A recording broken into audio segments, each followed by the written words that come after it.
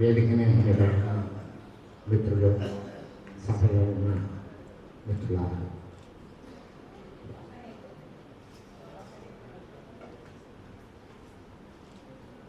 నిజానికి ఇక్కడ సమావేశానికి హాజరైన వాళ్ళందరూ కూడా వర్గ వైరుధ్యాలు అన్నది కొత్త విషయమేమీ కాదు. అలాగే సామాజిక వైరుధ్యాలు అన్నది కొత్త విషయం కూడా కాదు. అయితే సామాజిక వైరుధ్యాలన్నింటినీ వైరుధ్యాలు అన్నాము. కొన్ని వివక్షలు, కొన్ని వ్యత్యాసాలు, కొన్ని వైవిధ్యాలు ఇట్లా ఉంటాయి. కాబట్టి ఈ వర్గ వైరుధ్యాల గురించి, సామాజిక సమస్యల గురించి కూడా మనం క్లుప్తంగా తెలిసిన విషయాలైనా కూడా ఒక ఆర్డర్లు పెట్టుకోవడానికి ఇవాళ నన్ను పిలిచాలని నేను అనుకుంటున్నాను.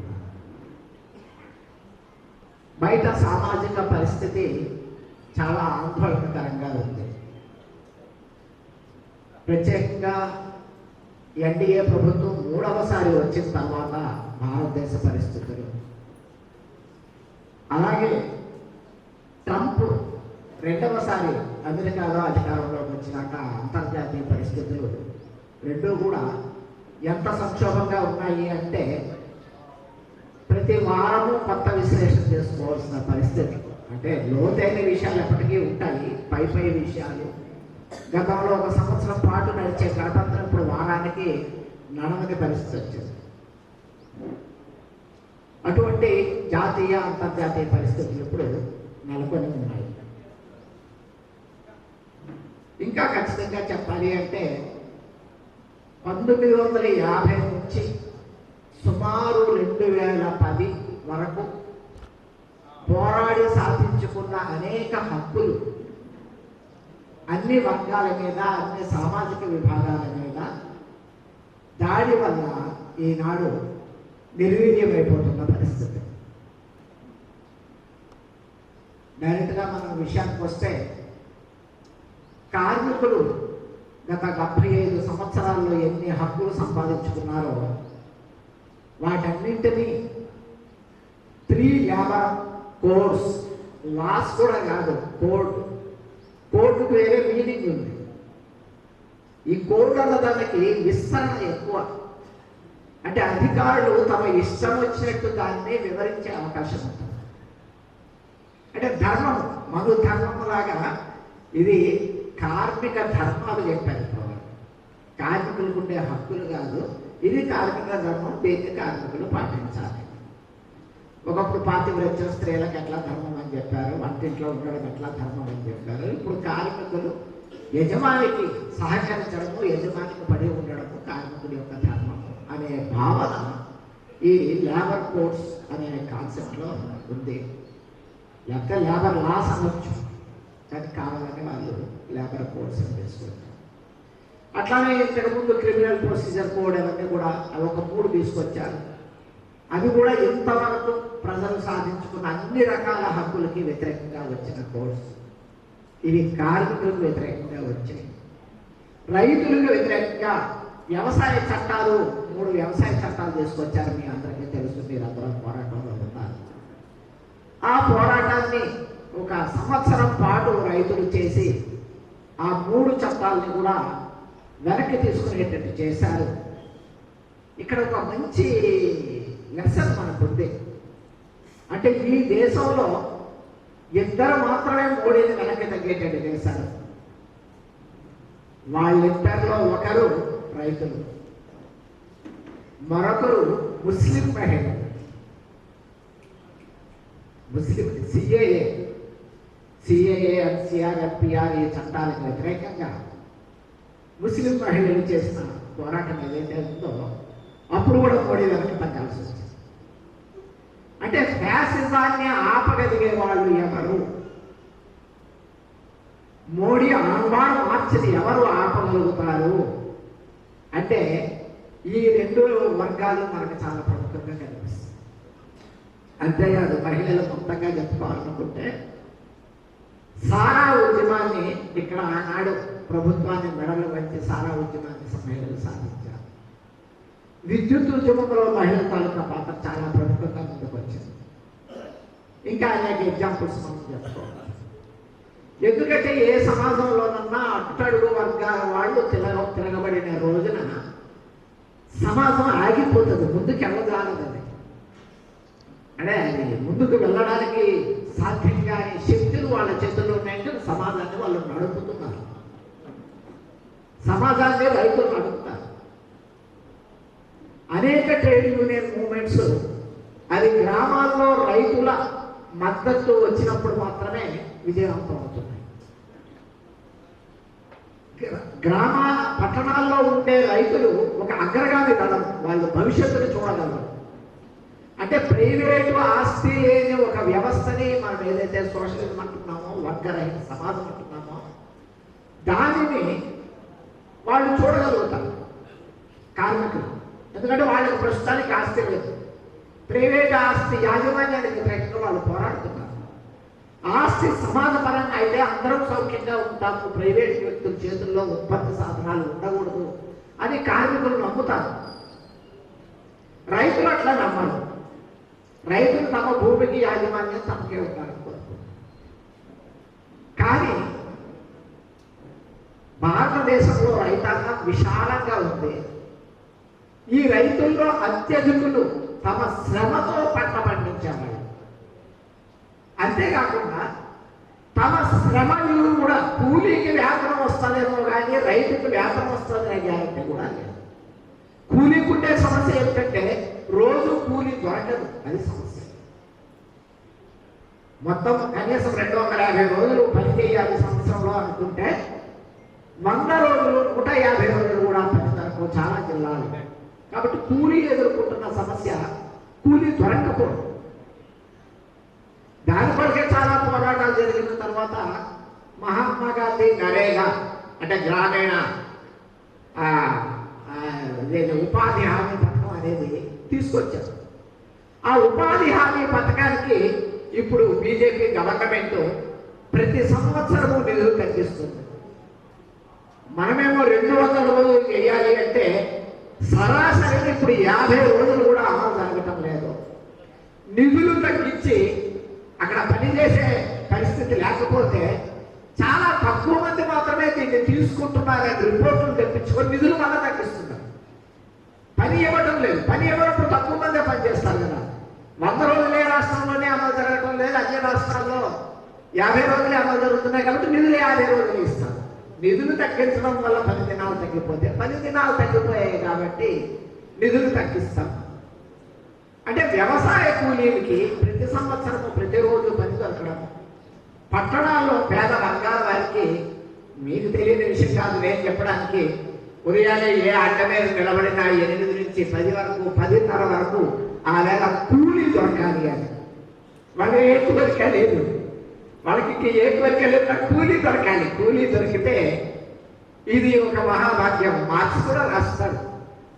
కార్మికుడు వాళ్ళతో మొదటి డిమాండ్ తనకు ఒక యజమాని దొరకాలని, తనను పీడించేవాడు దొరకాలని, తనను దోపిడీ చేసేవాడు దొరకాలి. అది దొరికితే మొదటి సంతృప్తి.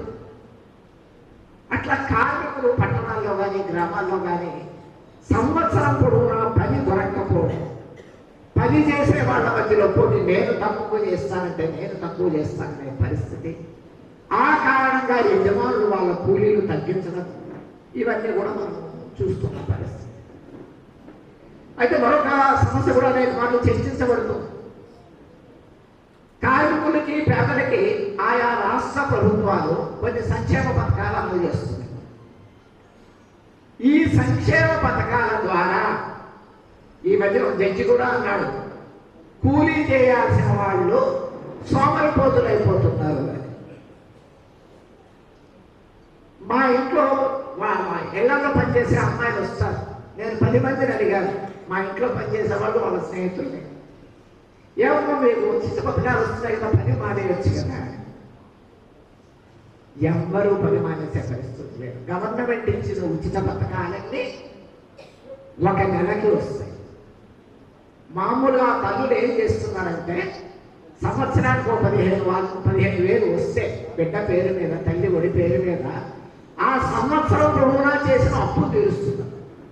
గవర్నమెంట్ ఇచ్చినవి ఏమవుతున్నాయంటే సంవత్సరం పొడవునా చేసిన అప్పులు తీరుస్తున్న పరిస్థితి. కాబట్టి సంక్షేమ పథకాలు అనేవి నీకు రోజువారీ కూలీ దొరకనప్పుడు అందరికీ రోజువారీ కూలీ ఇప్పించాలని డిమాండ్ చేస్తాను.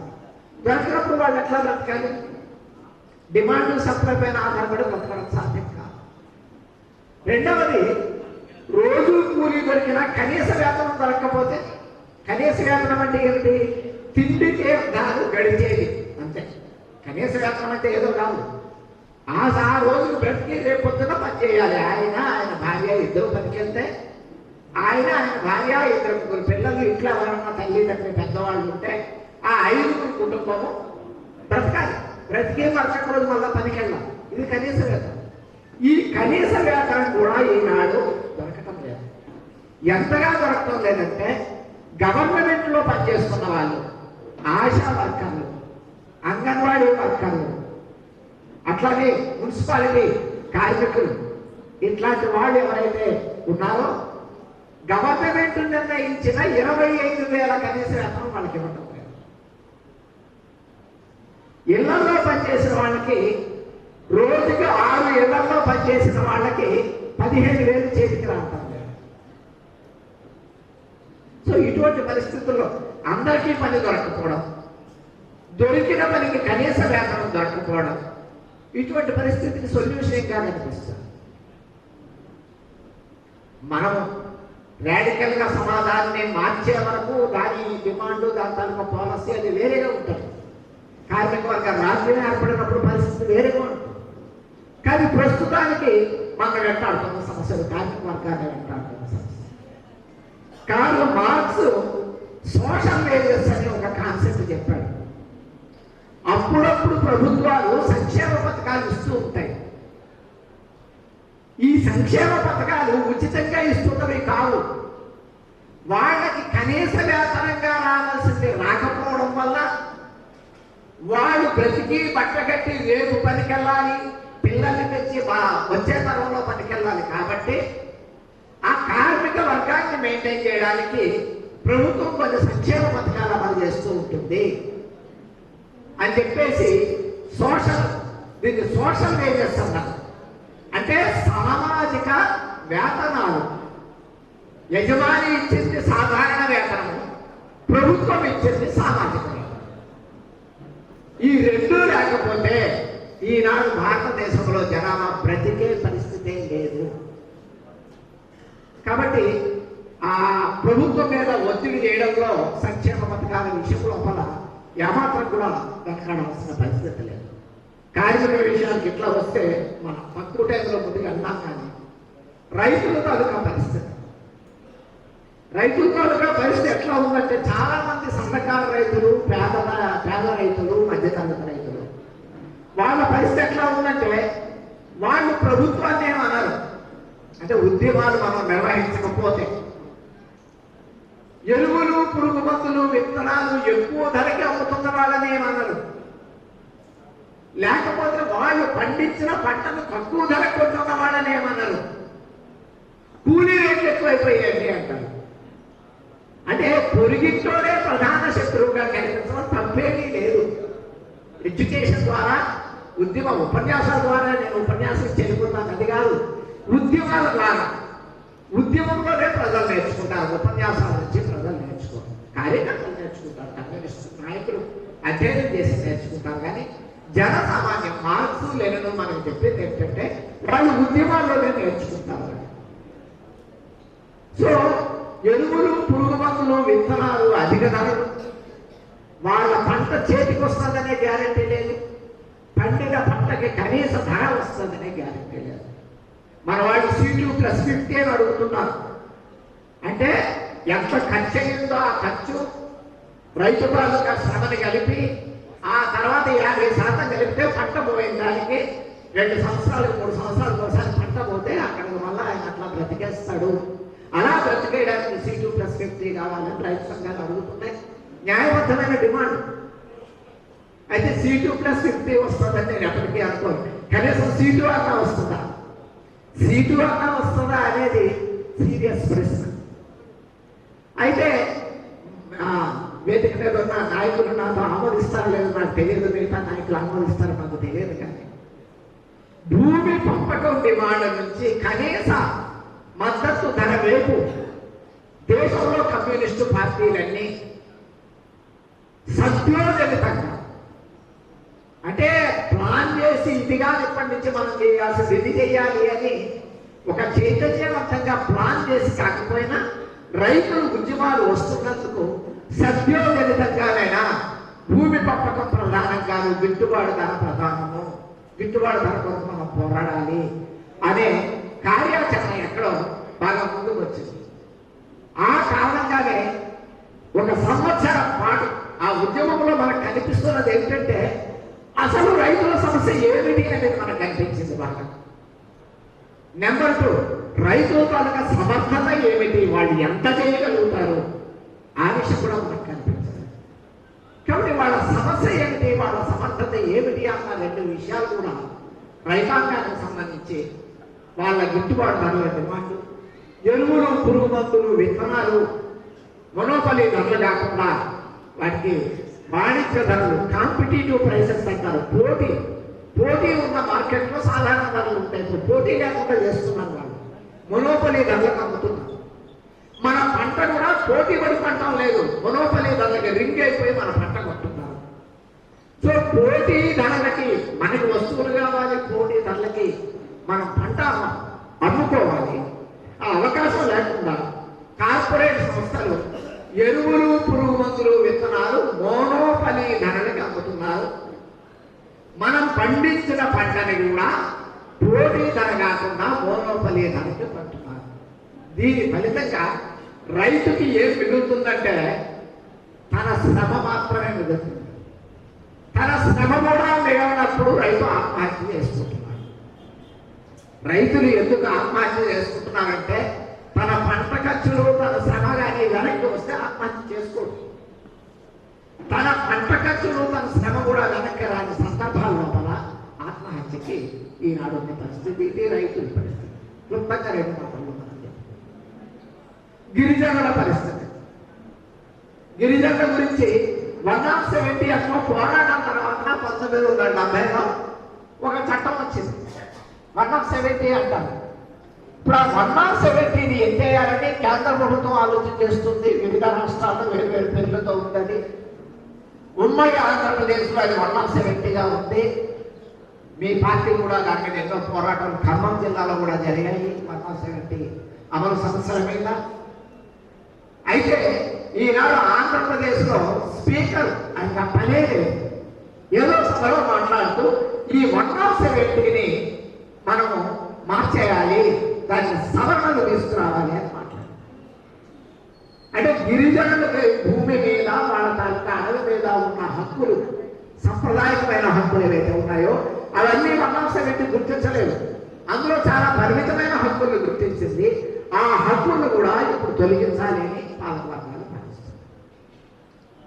వాళ్ళ మీద భూ కబ్జాదారుల దాడి ఉంటుంది, వాళ్ళ మీద వ్యాపారస్తులు అప్పులిచ్చే వాళ్ళ దాడి ఉంటుంది 2వ వర్గం, వాళ్ళ మీద ఫారెస్ట్ ఆఫీసర్ల దాడి ఉంటుంది, వాళ్ళ మీద రెవెన్యూ ఆఫీసర్ల దాడి ఉంటుంది. వాళ్ళు పోలీస్ స్టేషన్కి వెళ్ళి రిపోర్ట్ ఇద్దామంటే వాళ్ళనే పోలీస్ స్టేషన్లో వేసి వాళ్ళ మీదే కేసులు పెట్టే పరిస్థితి, వాళ్ళని కొట్టే పరిస్థితి అనేది మీ అందరికీ తెలిసిన విషయం.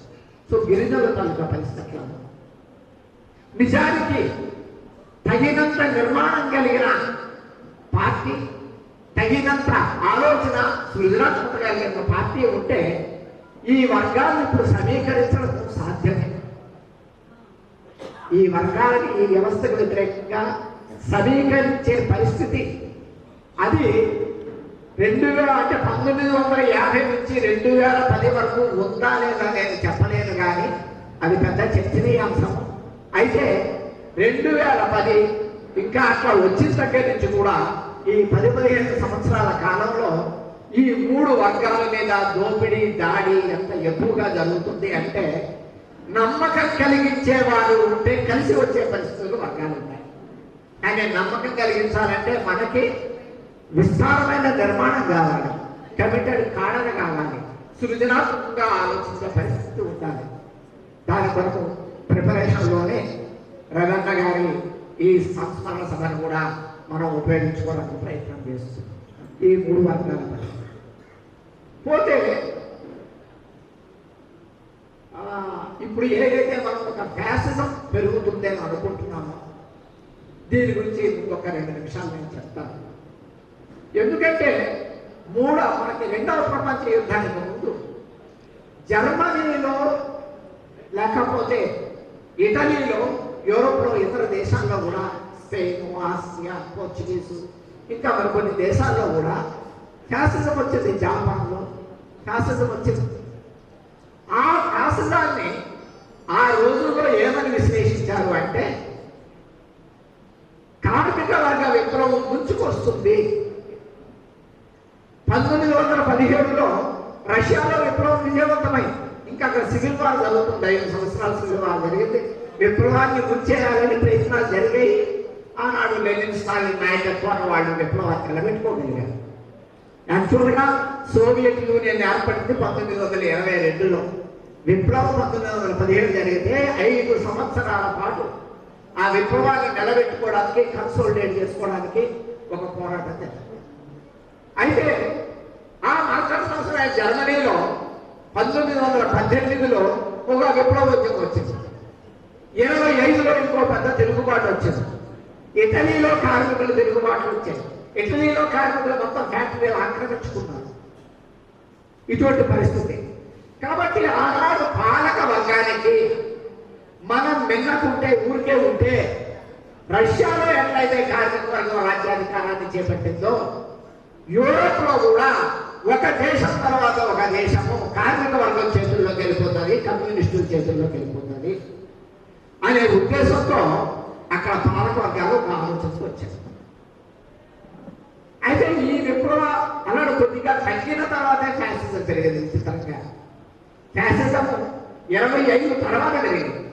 అంటే మొదట ప్రజలు విప్లవం వరకే ఎదురు చూశారు, తిరిగి ఎదురు చూశారు. ఎప్పుడైతే విప్లవ శక్తులు ముందుకు వెళ్ళలేకపోయాయో ఆ తర్వాత ఫ్యాసిజం పెరగడం ప్రారంభించింది. ఫ్యాసిస్టులు ఏమన్నారంటే ఎన్ని హామీలు ఇచ్చారంటే అసలు కమ్యూనిస్టు పార్టీలు కూడా అన్ని హామీలు ఈనాడు ఇవ్వలేదు. అన్నిగా ఫ్యాసిస్టులు హామీలు ఇచ్చారు. మీకు ఒక్క హామీ గురించి చెప్తాను, చాలా ఇంపార్టెంట్ ఏరియా. ఉపాధి లేకపోవడము, ఉద్యోగం లేకపోవడం, ఈ 2 కొద్దిగా వేరు. ఉద్యోగం లేకపోవడం సరే, ఉపాధి కూడా లేకపోవడం. ఈ సమస్యకి జర్మన్ ఫ్యాసిస్టులు నాజీ పార్టీ అంటారు వాళ్ళని. ఈ నాజీ పార్టీ వాళ్ళు ఏమన్నారంటే మేము వస్తే నిరుద్యోగ సమస్య పరిష్కరిస్తాం. అంతవరకు కమ్యూనిస్టుల వైపు ఉన్న యూత్ క్రమక్రమంగా నిరుద్యోగ సమస్యకి పరిష్కారం నాజీ వాళ్ళు చూపిస్తారు అని అటు తిరగడం ప్రారంభించారు. ఇంకోటి ఏమైందంటే ఇటలీలో అయితే జనసామాన్యము, మధ్య తరగతి, రైతులు, యువకులు, ప్రాణాలను పెంచడానికి రెడీ అయిన యువకులు ఆ పరిస్థితుల్లో అందరూ విప్లవం ఎదురు చూస్తున్నారు. ఆనాడు విప్లవాన్ని జరగలేదు. జరగకపోతే వీళ్ళేమని హామీ ఇచ్చారంటే మేము ఒక కొత్త వ్యవస్థని స్థాపిస్తాము, మీ సమస్యలను అందులో పరిష్కారం చేస్తాము అనే పద్ధతుల్లో ఇచ్చారు, నినాదాలు ఇచ్చారు. నెమ్మదిగా యూత్ అటువైపు వెళ్ళిపోయారు, కార్మికులు అటువైపు వెళ్ళిపోయారు, మధ్యతరగతి వాళ్ళు అటువైపు వెళ్ళిపోయారు. వెళ్ళిపోయిన తర్వాత నిరుద్యోగ సమస్యకు వాళ్ళు చూపించిన పరిష్కారం ఏమిటో తెలుసా? అంటే ఫ్యాసిజం ఒకసారి గట్టిగా నిలబడిన తర్వాత వాళ్ళు ఏమన్నారంటే ఇటలీలో ఏం జరిగిందంటే అందరూ విప్లవం వరకు ఎదురు చూస్తున్నప్పుడు సంఘటిత కార్మిక వర్గం అంటే ప్రభుత్వ రంగంలోనే కాకుండా ప్రైవేట్ రంగంలో కూడా పెద్ద పరిశ్రమల్లో జాబ్ సెక్యూరిటీ ఎవరికైతే ఉంటుందో, నెలవారీ జీతాలు ఎవరికైతే వస్తాయో, ఈ సంఘటిత కార్మిక వర్గం ప్రజలందరూ విప్లవం వరకు ఎదురు చూస్తుంటే వాడు మా జీతాలు పెంచాలని పోరాడారు. మీకు అర్థమవుతుందా? ప్రజలందరూ తమ సమస్యల పరిష్కారము, సమాజం మారడం గురించి ఆలోచిస్తున్నప్పుడు ఇటలీ కార్మిక వర్గం ఏం చేసిందంటే మా జీతాలు పెంచాలని పోరాడారు. ఆ కార్మిక వర్గమే మాకు నాయకత్వం వహిస్తుందని ప్రజలు ఎదురు చూస్తున్నారు. కార్మిక వర్గంలో 2 విభాగాలు ఉన్నాయి. ఒక విభాగం వాళ్ళకి రెగ్యులర్ ఎంప్లాయ్మెంట్, పెద్ద శాలరీలు ఉంటాయి. 80% మంది కార్మికులు కాదు, భారతదేశంలో అయితే 93% కార్మికులు క్యాజువల్ లేబర్గా పనిచేస్తున్నారు. 7% మంది మాత్రమే వాళ్ళు నెలవారీ జీతాలు వచ్చి రెగ్యులర్ ఎంప్లాయ్మెంట్ ఉన్నవాళ్ళు. ఈ 7% మంది కూడా ఈ 93% మందిని కలుపుకుపోతారని 93% మంది చూస్తున్నప్పుడు ఆ 7% మంది విప్లవానికి పిలుపివ్వడానికి బదులు, సార్వత్రిక సమ్మెకు పిలుపివ్వడానికి బదులు, బంధుకు పిలుపివ్వడానికి బదులు మా రైల్వేలు ఆపేస్తాము, మా సీపోర్ట్లు ఆపేస్తాము, మేము స్ట్రైకింగ్ వేస్తున్నాము మా జీతాల కొరకు అనేసరికి ఫ్యాసిస్టులు ఏం చేశారంటే, మీరు కడుపు కాలి చస్తుంటే వాళ్ళకి జీతాలు 2 రెట్లు చేయాలని వాళ్ళు పోరాడుతున్నారు. వాళ్ళేం తిరగబడండి, వాళ్ళ వల్ల మీకు ఈ కష్టాలన్నీ వచ్చాయి. ఈ విధంగా కార్మిక వర్గాన్ని 2 ముక్కలు చేసి వాళ్ళ పోరాటం అన్యాయం కాదు, పెరిగిన దాంట్లో ప్రకారం జీతం అడుగుతున్నారు వాళ్ళు. కానీ సందర్భం ఏంటంటే మెజారిటీ జనానికి ఉద్యోగములు ఉపాధి. ఎవరికైతే పర్మనెంట్ ఉద్యోగాలు ఉన్నాయో, మా మనోహర్ రాజు ఉన్నాడు ఇక్కడ, మన ఏపీటీఎఫ్ నాయకుడు ఉన్నారు, వాళ్ళు ఏం చేస్తున్నారంటే మా స్కూళ్ళు బాగుపడాలి, మా పిల్లలకి ఇచ్చే మధ్యాహ్న భోజనం బాగుండాలి, వాళ్ళకి సైకిళ్ళు ఇవ్వాలి, మా క్లాస్ రూములు ఉండాలి, తల్లిదండ్రుల పాఠాలు చెప్పడానికి, ఇటువంటి విద్యారంగ సమస్యలు అంటే పేదల బిడ్డలకి మంచి విద్య ఇచ్చే విద్యారంగ సమస్యల మీద కాకుండా మాకు పిఆర్సీ ఇవ్వాలి, డిఏ ఇవ్వాలి, 1వ తారీఖు జీతం ఇవ్వాలి, ట్రాన్స్ఫర్లు జరగాలి, మా ట్రాన్స్ఫర్లు జరిగే వరకు కొత్త అపాయింట్మెంట్లు ఇవ్వద్దు, ట్రాన్స్ఫర్లు జరిగే వరకు కొత్త అపాయింట్మెంట్ ఇవ్వద్దనే డిమాండ్ మీద ప్రభుత్వ విద్యా సంస్థలు చాలా నష్టం. అంటే పేదలకి ఎట్లా ఉంటుంది, మాకు ఇక్కడ మంచి స్కూల్ కావాలి అనుకునే పరిస్థితి మనం చేయకుండా మన జీతాల గురించి పోరాడితే ఈనాడు పరిస్థితి ఎట్లా వచ్చిందంటే, ప్రభుత్వ రంగ ఉద్యోగులకి ఉపాధ్యాయులకి వ్యతిరేకంగా అధికారంలో ఉన్న పార్టీలు జనాన్ని విజయవంతంగా సమీకరిస్తున్నారు, చాలా విజయవంతంగా. మన టీచర్లు అంటే ఆ పేరెంట్స్కి మంచి టీచర్లకు కూడా వాళ్ళు గౌరవించడం మానేసారు, తెలియటం లేదు. టీచర్ అంటే మనకు వ్యతిరేకము, గవర్నమెంట్ మనది, టీచర్ మన శత్రువు. మా జగనన్న గవర్నమెంట్ పీరియడ్లో అయితే బాగా వ్యతిరేకత డెవలప్ చేశారు టీచర్లు. వాళ్ళతో పని చేయించుకోండి, గవర్నమెంట్ డబ్బులు ఇచ్చి వాళ్ళని పెట్టింది, మీ డబ్బులు వాళ్ళ చేత మీరు పని చేయించుకోండి అని ఎగపోసారు. అంటే పాలక వర్గము కార్మిక వర్గాన్ని 2 పొరలుగా విభజించి మెజారిటీ కార్మిక వర్గాన్ని కనీస హక్కులు ఉన్న ఉపాధ్యాయ వర్గం మీదకి, ఉద్యోగ వర్గం మీదకి, సంఘటిత కార్మికుల మీదకి, పబ్లిక్ ప్రైవేట్ రంగ పరిశ్రమల్లో ఎక్కువ జీతాలు తీసుకుంటున్న వారి మీదకి ఎగదోశారు. ఫ్యాసిజం తాలూకా ప్రధాన లక్షణమే. ఇప్పుడు మనం ఆలోచించుకోవాలి, సంఘటిత కార్మిక వర్గానికి మరిన్ని జీతాల కొరకు పోరాడాలా, అసంఘటిత కార్మిక వర్గానికి ఉద్యోగం కొరకు, ఉపాధి కొరకు, కనీస వేతనం కొరకు పోరాడాలా, ఏది మన ప్రయారిటీగా ఉండాలి? మీ ప్రయారిటీస్ నాకు తెలుసు, బాగానే ఉంటాయి, నేను కాదంటాను. అంటే వాటిని పొలిటికల్ పర్స్పెక్టివ్లో మనం చూసుకుంటే మన ఆచరణ మరింత షార్ప్గా చేసుకోవడానికి మనకి అవకాశం. సో జర్మనీలో ఫ్యాసిజాన్ని అప్పుడు ఏమన్నారంటే కార్మిక వర్గ విప్లవాన్ని అణిచివేయడానికి వచ్చిందని చెప్పారు. ఆనాటికైతే కరెక్టే, కానీ అది ఎలా రాగలిగిందంటే కార్మిక వర్గంలోనే విభజన తీసుకురావడం ద్వారా మాత్రమే రాగలిగింది అన్న విషయాన్ని దృష్టికి తీసుకున్నారు వాళ్ళు.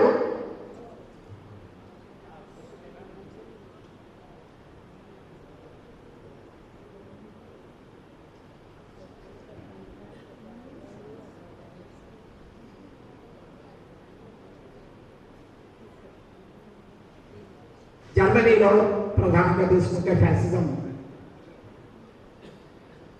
ఇంకొక విషయం ఏంటంటే మనం అనుకుంటాం కార్మిక వర్గానికి వ్యతిరేకమే. ఈ మధ్య నేను ఫ్యాసిజం మీద ఒక పుస్తకం రాయడం వరకు చాలా వైడ్గా అనేక పుస్తకాలు చదవాల్సి వస్తుంది. ఆనాటి సందర్భాల్లో కూడా వాళ్ళు కార్మిక వర్గం మీదే కాదు, మొత్తము మధ్యంతర వ్యాపారస్తులు ఉంటారు కదా, అంటే చిన్న మధ్యతరగతి వ్యాపారస్తులు, చిన్న మధ్యతరగతి ఉత్పత్తిదారు, లేకపోతే చిన్న మధ్యతరగతి హోటళ్ళు, షాపులు. అంటే కార్పొరేట్ సంస్థలు ఒకవైపు, జన సామాన్యం ఒకవైపు, కానీ మధ్యంతరంగా కొన్ని త్వరలు ఉంటాయి. ఇప్పుడు ఉదాహరణకు వాల్మార్ట్ వచ్చింది. ఈ వాల్మార్ట్ అనే షాపులు వచ్చేసరికి, లేకపోతే బిగ్ బజార్ లాంటి షాపులు వచ్చేసరికి అనేక చిన్న దుకాణాలు మూతపడ్డాయి. అయితే చాలా మంది పేదవాళ్ళు ఇంకా చిన్న దుకాణాల్లోనే కొనుక్కుంటున్నారు కాబట్టి చిన్న దుకాణాలు బ్రతికి పట్టగడుతున్నాయి. కానీ వాల్మార్ట్ వాడు ఏం కోరుకుంటున్నాడంటే చిన్న దుకాణాల వాళ్ళకి లైసెన్సులు ఇవ్వద్దు. వాల్మార్ట్, బిగ్ షాప్ ఇట్లాంటి వాళ్ళకి లైసెన్సులు ఇవ్వాలి, చిన్న దుకాణాల వాళ్ళకి లైసెన్సులు ఇవ్వద్దు. అంటే ఇంతవరకు చిన్న దుకాణాల వాళ్ళు ఏ విధంగా అయితే అమ్ముకొని వాళ్ళు చిన్న చిన్న లాభాలు చేసుకొని బ్రతుకుతున్నారో వాళ్ళ బ్రతుకుల మీద దగ్గొట్టాలి, వాళ్ళ లాభాలు మాకు మారాలి. లేకపోతే చిన్న చిన్న బట్టల పరిశ్రమలు ఉన్నాయి, చిన్న చిన్న జిడ్డు మిల్లులు ఉన్నాయి. ఈ జిడ్డు మిల్లులు, బట్టల పరిశ్రమలు పనిచేయకూడదు, కార్పొరేట్ బట్టల పరిశ్రమలకే లైసెన్స్ ఇవ్వాలి. వీళ్ళందరి వల్ల పొగ ఎక్కువైపోతుంది, పర్యావరణం పాడైపోతుంది, మేమైతే తక్కువలో చేస్తాము, వాళ్ళే తక్కువ చేయరు, వేరే విషయం. వివిధ కారణాలు చెప్పి కార్మికులు గారు, కార్పొరేట్లు కానీ ఒక స్థాయి చిన్న చిన్న పెట్టుబడిదారులు, మధ్యంతర పెట్టుబడిదారులు ఎవరైతే ఉన్నారో వాళ్ళు, అట్లానే రైతుల్లో మధ్యతరగతి రైతులు, ఈవెన్ ధనిక రైతులు, వీళ్ళందరి మీద కూడా దాడి చేసి వాళ్ళకు ఒక అజెండా ఉంది. అజెండా ఏమిటంటే ప్రభుత్వ భూములన్నీ కూడా కార్పొరేట్ సంస్థలకే రాసి పెట్టాలి. వాళ్ళ ఎజెండా నెంబర్ 1. నెంబర్ 2, ప్రభుత్వ సంస్థలు ఏవైతే ఇప్పుడు స్టీల్ ఫ్యాక్టరీ అక్కడ ప్రైవేట్ పరం చేస్తామంటున్నారు. విశాఖపట్నం ఆంధ్రుల హక్కుని ఉమ్మడి ఆంధ్రప్రదేశ్లో సాధించుకున్న స్టీల్ ఫ్యాక్టరీ అది, దాన్ని ఇప్పుడు ప్రైవేట్ పరం చేస్తున్నారు. పబ్లిక్ రంగ సంస్థలన్నింటిని కూడా, ప్రభుత్వం చేతుల్లో ఉన్న పబ్లిక్ రంగ సంస్థలన్నింటిని కూడా ప్రైవేట్ పరం చేయాలి, కార్పొరేట్ పరం చేయాలి. 2వ డిమాండ్. 3వ డిమాండ్ ఏమిటి? ప్రభుత్వ చేతుల్లో ఇంకేం లేదు, ప్రైవేట్ ఆస్తుల మీద. 3 వ్యవసాయ చట్టాల లక్ష్యం ఏమిటంటే రైతులందరినీ దివాళా తీయించి రైతులు తమ భూమిని కార్పొరేట్లకి, కాంట్రాక్ట్లకు ఇవ్వాలి. ముందు కాంట్రాక్ట్కి ఇస్తారు, ఆ తర్వాత మునిగిపోతారు. ఆ విధంగా రైతుల తాలూకా భూమి అంతా కార్పొరేట్కి వెళ్ళాలి. అంటే ప్రైవేట్ ఆస్తినే, ప్రైవేట్ ఆస్తిలో నాన్ కార్పొరేట్ ఆస్తి కార్పొరేట్ ఆస్తిగా మారిపోవాలి. అర్థమైంది? కార్పొరేట్ సంస్థల చేతుల్లోకి, మోన్ సంస్థల చేతుల్లోకి, ఆదాని చేతుల్లోకి, అంబానీ చేతుల్లోకి మొత్తం వ్యవసాయ భూములన్నీ వెళ్ళిపోవాలి. ప్రైవేట్ ఆస్తే, కానీ ప్రైవేట్ ఆస్తిలో నాన్ కార్పొరేట్ ఆస్తులన్నీ కూడా కార్పొరేట్ చేతుల్లోకి వెళ్ళిపోవాలి. ఇంకా సేవా రంగం ఉంది, విద్యా, వైద్యం. ఇప్పుడు మన దగ్గర నారాయణ, చైతన్య వీళ్ళందరూ ఏం చేశారు? అనేక చిన్న విద్యా సంస్థలన్నింటినీ కూడా బలవంతంగా కొనేశారు. వాళ్ళు పెద్ద కార్పొరేట్ సంస్థలు అయిపోయారు. కానీ ఇంకా వాళ్ళు నిజంగా కార్పొరేట్ కాదు. కార్పొరేట్ డెఫినేషన్ ఉంది. Corporate is impersonal. Corporate is impersonal. Impersonal అంటే వ్యక్తికి ప్రాధాన్యత ఉండదు అక్కడ. ఉదాహరణకు చైతన్య వాడు ఇక్కడ ఖమ్మం జిల్లాలో ఒక హై స్కూల్ పెట్టి, జూనియర్ కాలేజీ పెట్టి దానికి లైసెన్స్ తీసుకోవాలి అంటే చైతన్య మనిషి డిఈఓ దగ్గరికి వెళ్ళి లంచం ఇస్తాడు. డిఓ దగ్గరికి వెళ్ళి లంచం ఇవ్వకుండా ఇక్కడ నడపలేదు. కానీ కార్పొరేట్ వాడు ఈ విధంగా లంచాలు ఇవ్వడానికి సిద్ధంగా లేడు. చట్టమే మాకు అనుకూలంగా ఉండాలి. ప్లే గ్రౌండ్ ఉండాలి అనే చట్టంలో ఉంటే ప్లే గ్రౌండ్ లేనందుకు డిఈఓకి ఎందుకు లంచం ఇవ్వాలి? లేకపోతే క్వాలిఫైడ్ స్టాఫ్ ఉండాలనే చట్టంలో ఉంటే క్వాలిఫైడ్ స్టాఫ్ లేనందుకు లంచం ఇవ్వాలి. స్టాఫ్ కనీసం ఎంతమంది ఉండాలి అంటే అంతమంది లేనందుకు లంచం ఇవ్వాలి. ఇన్ఫ్రాస్ట్రక్చర్ ఎట్లా ఉండాలి?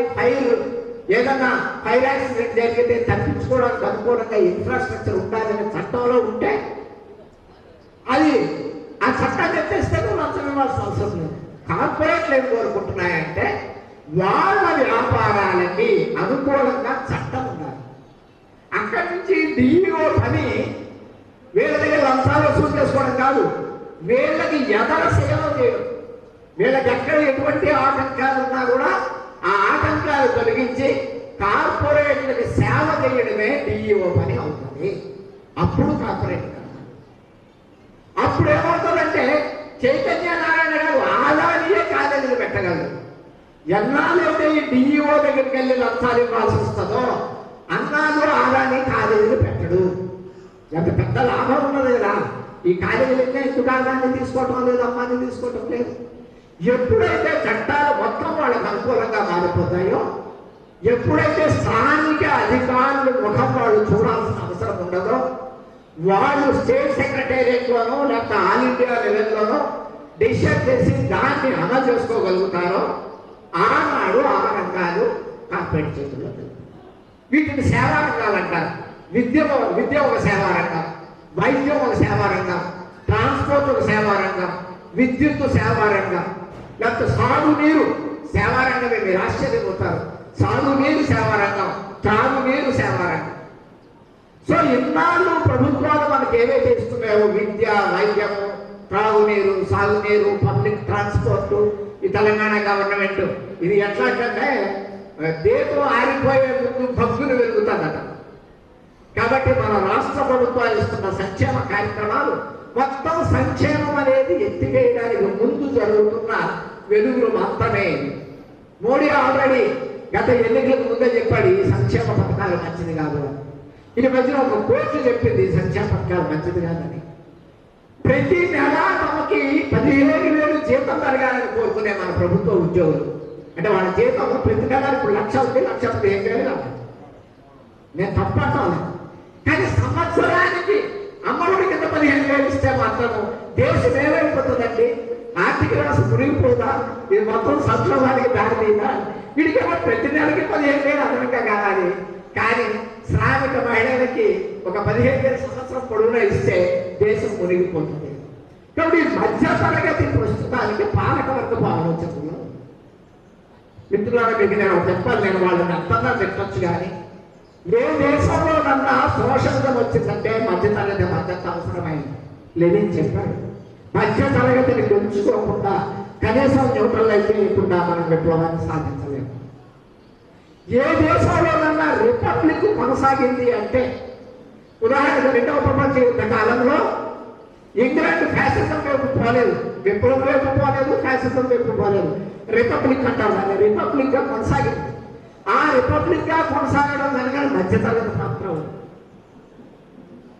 అట్లానే ఎక్కడైతే జర్మనీలో, ఇటలీలో ఫ్యాసిజం వచ్చిందో ఆ ఫ్యాసిజం కూడా మధ్యతరగతి మద్దతుతోటే వచ్చింది.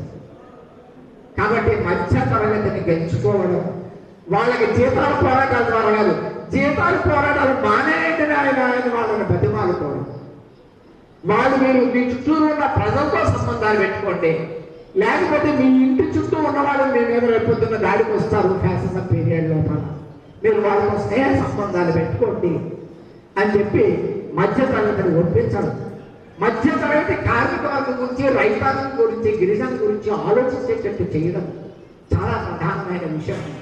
ఇవి ప్రధానంగా మన వర్గానికి సంబంధించి. కాబట్టి ఫ్యాసిజం కార్మిక వర్గ విప్లవానికే కాకుండా చిన్న సన్నకారు పెట్టుబడిదారులని, వ్యాపారస్తుల్ని అందరినీ రంగంలోంచి తొలగించి దేశంలో ఉన్న మొత్తం ఉత్పత్తి రంగాలు, దేశంలో ఉన్న మొత్తం వ్యాపార రంగాలు, దేశంలో ఉన్న మొత్తం సేవా రంగాలు, ప్రభుత్వ రంగంలో ఉన్నవి, ప్రైవేట్ రంగంలో ఉన్నవి కూడా అన్ని కార్పొరేట్ల చేతుల్లోకే రావాలి అనేది జర్మనీలో, ఇటలీలో జరిగిన గట్టి ప్రయత్నం. అది కాబట్టి ఆ విధంగా మనం ఫ్యాసిజం తాలూకా డెవలప్మెంట్ అక్కడ అర్థం చేసుకుంటే ఇక్కడ ఇప్పుడు కూడా అదే జరుగుతుంది. రైతు వ్యవసాయ చట్టాలు అనేవి మొత్తం ధనిక రైతుల వ్యతిరేకంగా కూడా వచ్చాయి. చాలా మందికి ఒక అభిప్రాయం ఉంది, మీ పార్టీ రైతు ఉద్యమానికి మద్దతు చేసింది, ఆర్గనైజ్ చేసింది. కానీ ఒక ప్రశ్న ఏమంటే ఇది ధనిక రైతుల ఉద్యమం అని కొద్దిమంది చర్చించారు. ప్రధానంగా ట్రాన్స్క్రైట్లు అందరూ కూడా స్టార్టింగ్ లో ఇది ధనిక రైతుల ఉద్యమం అని ప్రచారం పెట్టారు. ఫీల్డ్లో తెలిసిన వాళ్ళు తెలుస్తారు. సన్నకారు అయితే ఆయన 3 ఎకరాల భూమి ఉంది. హెక్టారు భూమి ఉంది. ఇక్కడ ఈ హెక్టారు భూమిలో ఉన్న రైతు ఎరువులు, పురుగు మందులు, విత్తనాలు మార్కెట్ నుంచి కొనుక్కోవాలా లేదా? మార్కెట్ నుంచి కొనుక్కుంటున్నాడా? తానే తయారు చేస్తున్నాడా? తానే తయారు చేసే విషయం 3 దశాబ్దాల కిందనే పోయింది. ఇప్పుడు ఎరువులు, పురుగు మందులు, విత్తనాలు మార్కెట్లోనే కొంటున్నాడు. దానికి క్యాష్ కావాలి కదా, డబ్బులు కావాలి కదా. అట్లానే ఇంట్లో విద్యకి కొరకు ఖర్చులు, వైద్యం కొరకు ఖర్చులు, బట్టల కొరకు ఖర్చులు, ఇల్లు కట్టుకోవడమో రిపేర్ చేసుకోవడమో, మెటీరియల్ ఖర్చులు, ఈ ఖర్చులన్నిటికీ కూడా మళ్ళా డబ్బులే కావాలి కదా. మరి ఈ డబ్బులు కావాలి అంటే విత్తనాలు కూడా కొనుక్కోవాలి, పనిముట్లు కొనుక్కోవాలి. ప్రతి సంవత్సరం కొన్ని పోతుంటే కొన్ని పనిముట్లు కొనుక్కోవాలి. లేదు ట్రాక్టర్ చేత దున్నించుకోవాలి అంటే ఆ ట్రాక్టర్కి రెంట్ కట్టాలి. ఆయన దగ్గర ఉండదు, ట్రాక్టర్కి రెంట్ కట్టాలి. ఏ మిషన్ ఉపయోగిస్తే వాటన్నిటికీ రెంట్ కట్టాలి. వీటన్నిటికీ హార్డ్ క్యాష్ నోట్లు చేతిలో ఉంటాయి. అంటే సన్నకారు పేద రైతులు కూడా తమ పంట పండించి పంటని మార్కెట్లో అమ్మి ఆ వచ్చిన డబ్బులతోటే ఎరువులు, పురుగు మందులు, విత్తనాలు కొంటున్నాడు. విద్య, వైద్యము, పనిముట్లు, బట్టలు, గృహ వసతి, ప్రతి దానికి ఆయన డబ్బులు అవసరం అవుతున్నాయి. కాబట్టి పేద రైతు కొన్ని సందర్భాల్లో నాకు స్వయంగా తెలుసు, తనకి సంవత్సరం చివరి వరకు ఉండాల్సిన తిండి గంగలు ముందుగానే అమ్ముకొని తనకు కావలసిన కంపల్సరీ అవసరాల్ని మార్కెట్లో కొనుక్కుంటున్న పరిస్థితి. కాబట్టి గిట్టుబాటు ధర అనే డిమాండ్ సన్నకారు పేద రైతులకు సంబంధించింది కూడా. ఆ కారణంగానే అంత పెద్ద ఎత్తున మనకి పంజాబ్, హర్యానా, వెస్ట్ యూపీ ఆ ప్రాంతంలో బాగా వచ్చారు. ఇక్కడ వాళ్ళకు ఉన్న హక్కును తొలగిస్తున్నారు కాబట్టి పెద్ద ఎత్తున వచ్చారు. మనకి ఆ హక్కు మొదటి నుంచి కూడా అంత పెద్దగా లేదు, చాలా తక్కువగానే మనకు ఉంది. మార్కెట్ యార్డుల్లో మనకు పెద్ద న్యాయం జరగడం లేదు కాబట్టి ఇక్కడ రెస్పాన్స్ తక్కువ ఉంది. కానీ ఈ డిమాండ్కి చాలా పొటెన్షియాలిటీ ఉంది, చాలా బలం ఉంది అన్న విషయాన్ని నేను దృష్టికి తీసుకొస్తున్నాను. ఈ విధంగా కార్మికులు, రైతులు, గిరిజనుల తాలూకా సమస్యలు ఉన్నాయి. ఇప్పుడు మనము వర్గ సమస్యలని మీకు తెలిసినవి పక్కన పెడితే సామాజిక సమస్యలకు వచ్చేసరికి సహజంగానే బీజేపీ వాళ్ళు, ఎన్డీఏ గవర్నమెంట్, ఆర్ఎస్ఎస్ వాళ్ళు ఏమంటున్నారంటే ముస్లింలు మనకి శత్రువులు. అసలు ఈ అంతకు ముందు వాళ్ళు మనుధర్మశాస్త్రం తీసుకొచ్చారు. మనుధర్మశాస్త్రం ఎప్పుడు రాయబడింది?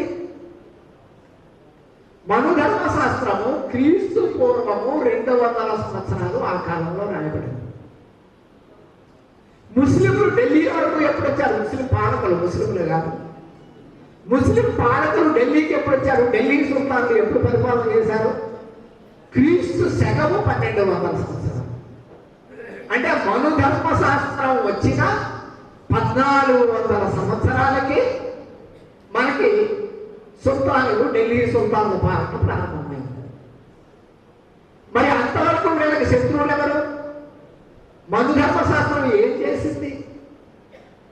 మనుధర్మశాస్త్రం 80% జనాభాని వీరు శూద్రులు, 20% బ్రాహ్మణ, క్షత్రియ, వైశ్యులు మాత్రమే. వాళ్ళని మనం 4 వర్గాలకు చెప్తాం, కానీ ఇంకో పేరు కూడా ఉంది, కులీనులు, కులహీనులు. బ్రాహ్మణ, క్షత్రియ, వైశ్యులు కులీనులు, మిగతా వాళ్ళు కులహీనులు. కులహీనులకే తర్వాత 4వ పేరు పెట్టారు శూద్రులు అనే పేరు. అందులో అనేక కులాల తర్వాత తయారయ్యారు, కానీ వాళ్ళు శూద్రులు. ఈ శూద్రుడికి ఆస్తి హక్కు లేదు. సార్ అవన్నీ ఇప్పుడు ఎందుకు చెప్తున్నారంటే మళ్ళా మనం అదే ప్రయాణం చేస్తున్నాం కాబట్టి మీకు నేను చెప్పాల్సి వస్తుంది. మీరు ఒప్పుకోరు, అంత వెనక్కి వెళ్తారా సార్ అంటారు, అది కూడా నేను చెప్తాను. ఈ శూద్రుడికి ఆస్తి హక్కు లేదు. మనుధర్మశాస్త్రంలో చాలా స్పష్టంగా ఏం రాశారంటే ఎటువంటి కారణము చూపించకుండా ఒక శూద్రుడి తాలూకా ఆస్తి అగ్రవర్ణాల వాళ్ళు స్వీకరించవచ్చు, తీసుకుపోవచ్చు. వాళ్ళు తినేయవచ్చు అన్నారు. కరెక్ట్గా చెప్పాలంటే వాళ్ళ భాష, శూద్రుణ్ణి బ్రాహ్మణుడు తినేయవచ్చు. ఆ పదం ఎందుకు వాడారు? ఆ పదం ఎందుకు వాడారంటే ఏ కోర్టుకి వెళ్ళినా ఇక రక్షణకి ఎటువంటి క్లాజులు లేవు, ఫైనల్ అనమాట. తినేయడం అన్న పదం అది జింకని పులి తినేస్తుంది. ఇక జింకకి ఏమో హక్కులు ఉంటాయి అక్కడ, ఈ హక్కు ఉంది ఆ హక్కు ఉందని ఇప్పుడు మనం కోర్టుల్లో వాదించినట్టు వాదించే అవకాశమే లేకుండా ఉండడం కొరకు ఈ పదాన్ని వాళ్ళు వాడారు. శూద్రుణ్ణి తినేయవచ్చు. కాబట్టి ఆ వీరుకుండా పోయి ఒక శూద్రుడింట్లో ఒక మంచి పాడి ఆవు ఉంది. ఆ పక్క నుంచి నేను పోతాను, ఒరే సిద్ధయ్య ఆ ఆవు మా ఇంట్లో దొడ్లో కట్టారా అంట. కట్టేయాల్సిందే, కట్టేయడమే చట్టం. నిష్కామంగా శూద్రుల తాలూకా ఆస్తిని, శూద్రులు అంటే ఎవరంటే శ్రమ చేసే వాళ్ళందరూ శూద్రులే. ఎందుకంటే బ్రాహ్మణ క్షత్రియ వైశ్యులు ఎవరు శ్రమ చేయకూడదు. బ్రాహ్మణుడికి ఇది ఎంత కఠినంగా ఉందంటే అడుక్కోవడంలో తినొచ్చు కానీ ఆ నాగలు పట్టకూడదు. అది వల్ల పేద బ్రాహ్మణులు చాలా బాధలు పడ్డారు. మీరు సాహిత్యం చదివితే పేద బ్రాహ్మణులు ఎన్ని బాధలు పడ్డారో మీకు తెలుస్తాయి. అంటే కొద్ది మంది ధనిక బ్రాహ్మణుల వరకు, రాజు వత్తాసు ఉన్న బ్రాహ్మణుల వరకు, పాలకుల వత్తాసు ఉన్న బ్రాహ్మణుల వరకు ఈ సూత్రాలన్నీ వాళ్ళు తీసుకొచ్చారు. సో ఆ విధంగా ఒక శూద్రుడు అనే భావన ఇది ఎప్పుడు వచ్చింది అంటే ముస్లింలు వచ్చినాక ఇది వచ్చిందా, అంతకు ముందు వచ్చిందా అంటే ఈ దేశంలో 80% జనాభా శూద్రులుగా, వాళ్ళకి ఆర్థిక ఆస్తి హక్కు లేదు, రాజకీయ హక్కు లేదు, గ్రామ సభల్లో పాల్గొనే హక్కు వాళ్ళకి లేదు. గ్రామ సభలు ఉండేవి. ఇప్పుడు చెప్తారు మన వాళ్ళు, మనకి గ్రామ సభలు ఉండేవి, ఆ గ్రామ సభల్లో పాల్గొనే హక్కు శూద్రులకి లేదు, రాజకీయ హక్కులు లేవు. వాళ్ళ కులాల వారీగా మీటింగ్లు పెట్టుకునేవాళ్ళు, వాళ్ళ సమస్యలు అంతర్గత సమస్యలు పరిష్కరించుకోవడం కూడా. కానీ గ్రామ సమస్యలలో వాళ్ళకి ఏం లేదు. అట్లాగే వాళ్ళకి విద్య లేదు, విద్య నిరాకరించారు. శంభూకుడిని రాముడు ఎందుకు హత్య చేశాడు? ఆయన తపస్సు చేస్తున్నాడు. తపస్సు అంటే జ్ఞానము, ఆ రోజుల్లో అర్థం అదే. జ్ఞానాన్ని ఆర్జించడానికి చేసేదాన్ని తపస్సు అంటారు. తపస్సు అంటే మన తెలుగు సినిమాల్లో చూపించినట్టు చుట్టూరు పుట్ట ఇట్లా నేర్చిపోతుంది అనుకోవద్దు. విశ్వామిత్రుడు బ్రహ్మర్షి అవ్వడానికి చేసిన తపస్సు కాలంలో 7 మంది కొడుకులు అన్నాడు. అంటే మామూలుగానే సంసారం చేసుకుంటూ వాళ్ళు కొన్ని నియమ నిబంధనలు పాటించడమే తపస్సు. కొన్ని సంప్రదాయాలు ఉంటాయి, వాటిని వదిలేసి పడుకునే వరకు ఇప్పుడు ధ్యానం చేయాలి, ఇప్పుడు స్నానం చేయాలి, ఇప్పుడు వడుకుని జన్యం మార్చుకోవాలి, ఇప్పుడు పూలు ఈ పూలు సమర్పించాలి, తర్వాత ఆ పూలు సమర్పించాలి, ఇప్పుడు విఘ్నేశ్వరుని పూజించాలి, ఆ తర్వాత బ్రహ్మదేవుడు, ఇట్లా అంతా పొడవులో ఉంటారు. అదే తపస్సు అంటే. తపస్సు అంటే మనకు సినిమాలో చూపించినట్టు ఉండదు. మొత్తానికి ఏదైతే కానీ ఆయన మాత్రం చాలా ఘోర తపస్సు చెప్పులు చేస్తాడు. కనురెప్ప పడకూడదని కిందని మంటలు పెట్టుకొని కాళ్ళు వేలాడేసుకొని ఆయన తపస్సు చేస్తాడు. ఆ విధంగా తపస్సు చేస్తే అక్కడ రామరాజ్యంలో ఎవరో 12 ఏళ్ల బ్రాహ్మణ పిల్లగాడు చనిపోతాడు. ఆ 12 ఏళ్ల బ్రాహ్మణ పిల్లగాడు చనిపోతాడు. చనిపోతే దానికి ఈ బ్రాహ్మణులు కొద్దిమంది పోయి రాముడి దగ్గరికి పోయి, నీ రాజ్యంలో ఏదో తప్పు జరుగుతుంది, అందుకే అకాలంగా కాలం రాకముందే బ్రాహ్మణ బాలుడు చనిపోయాడు. అంటే రాముడు ఏం చేస్తాడు? ఈ కథ మీకు తెలిసిందే. రాముడు ఏం చేస్తాడు? వేగులు పంపిస్తాడు. వేగులేమో ఒక దగ్గర చెప్తారు, అయ్యా ఫలానా దగ్గర సూర్యుడు తపస్సు చేస్తున్నాడు.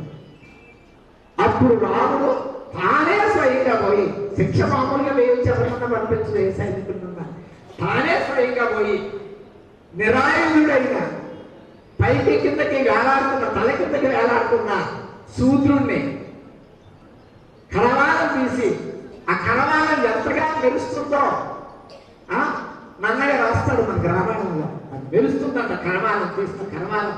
దాంతో ఒక్క వేటికే ఆ శూద్రుడిని నరికేస్తాడు. అని మీకు నేను ఎందుకు చెప్తున్నాను? 80% శూద్రులు, అందులో మనం అందరం ఉంటాం. ఆ 80% శూద్రుడికి చదువుకునే విజ్ఞానాన్ని సంపాదించే హక్కు లేదు. ఇది మన ధర్మశాస్త్రం. కాబట్టి ముస్లింలు ముందు వచ్చారా, మన ధర్మశాస్త్రం ముందు వచ్చిందంటే మన శత్రువులు ముందు ఎక్కడ ఉన్నారు అన్న విషయం మీకు అర్థమవుతుంది. భారతదేశంలో హిందువులని ఈనాడు చెప్పబడుతున్న వాళ్ళ శత్రువులు మనుధర్మం, ముస్లింలు కాదు. ఈ విషయాన్ని మనం ఎంతగా చెప్పగలం జనానికి అనేది మనకు చాలా ప్రధానమే. ఇంకా మీకు నేను ఇంకో విషయం చెప్తాను. అగ్ర కులాలని మనం చెప్తున్నాం కదా, బ్రాహ్మణ క్షత్రియ వయస్సుల్లో. ఈ అగ్ర కులాల్లో ఉన్న స్త్రీలందరూ శూద్రులే. తెలియదు వాళ్ళందరూ శూద్రులే. ఎందుకంటే వాళ్ళు అగ్రకులం కావాలి అంటే ద్విజులు కావాలి, 2 మార్లు పుట్టాలి.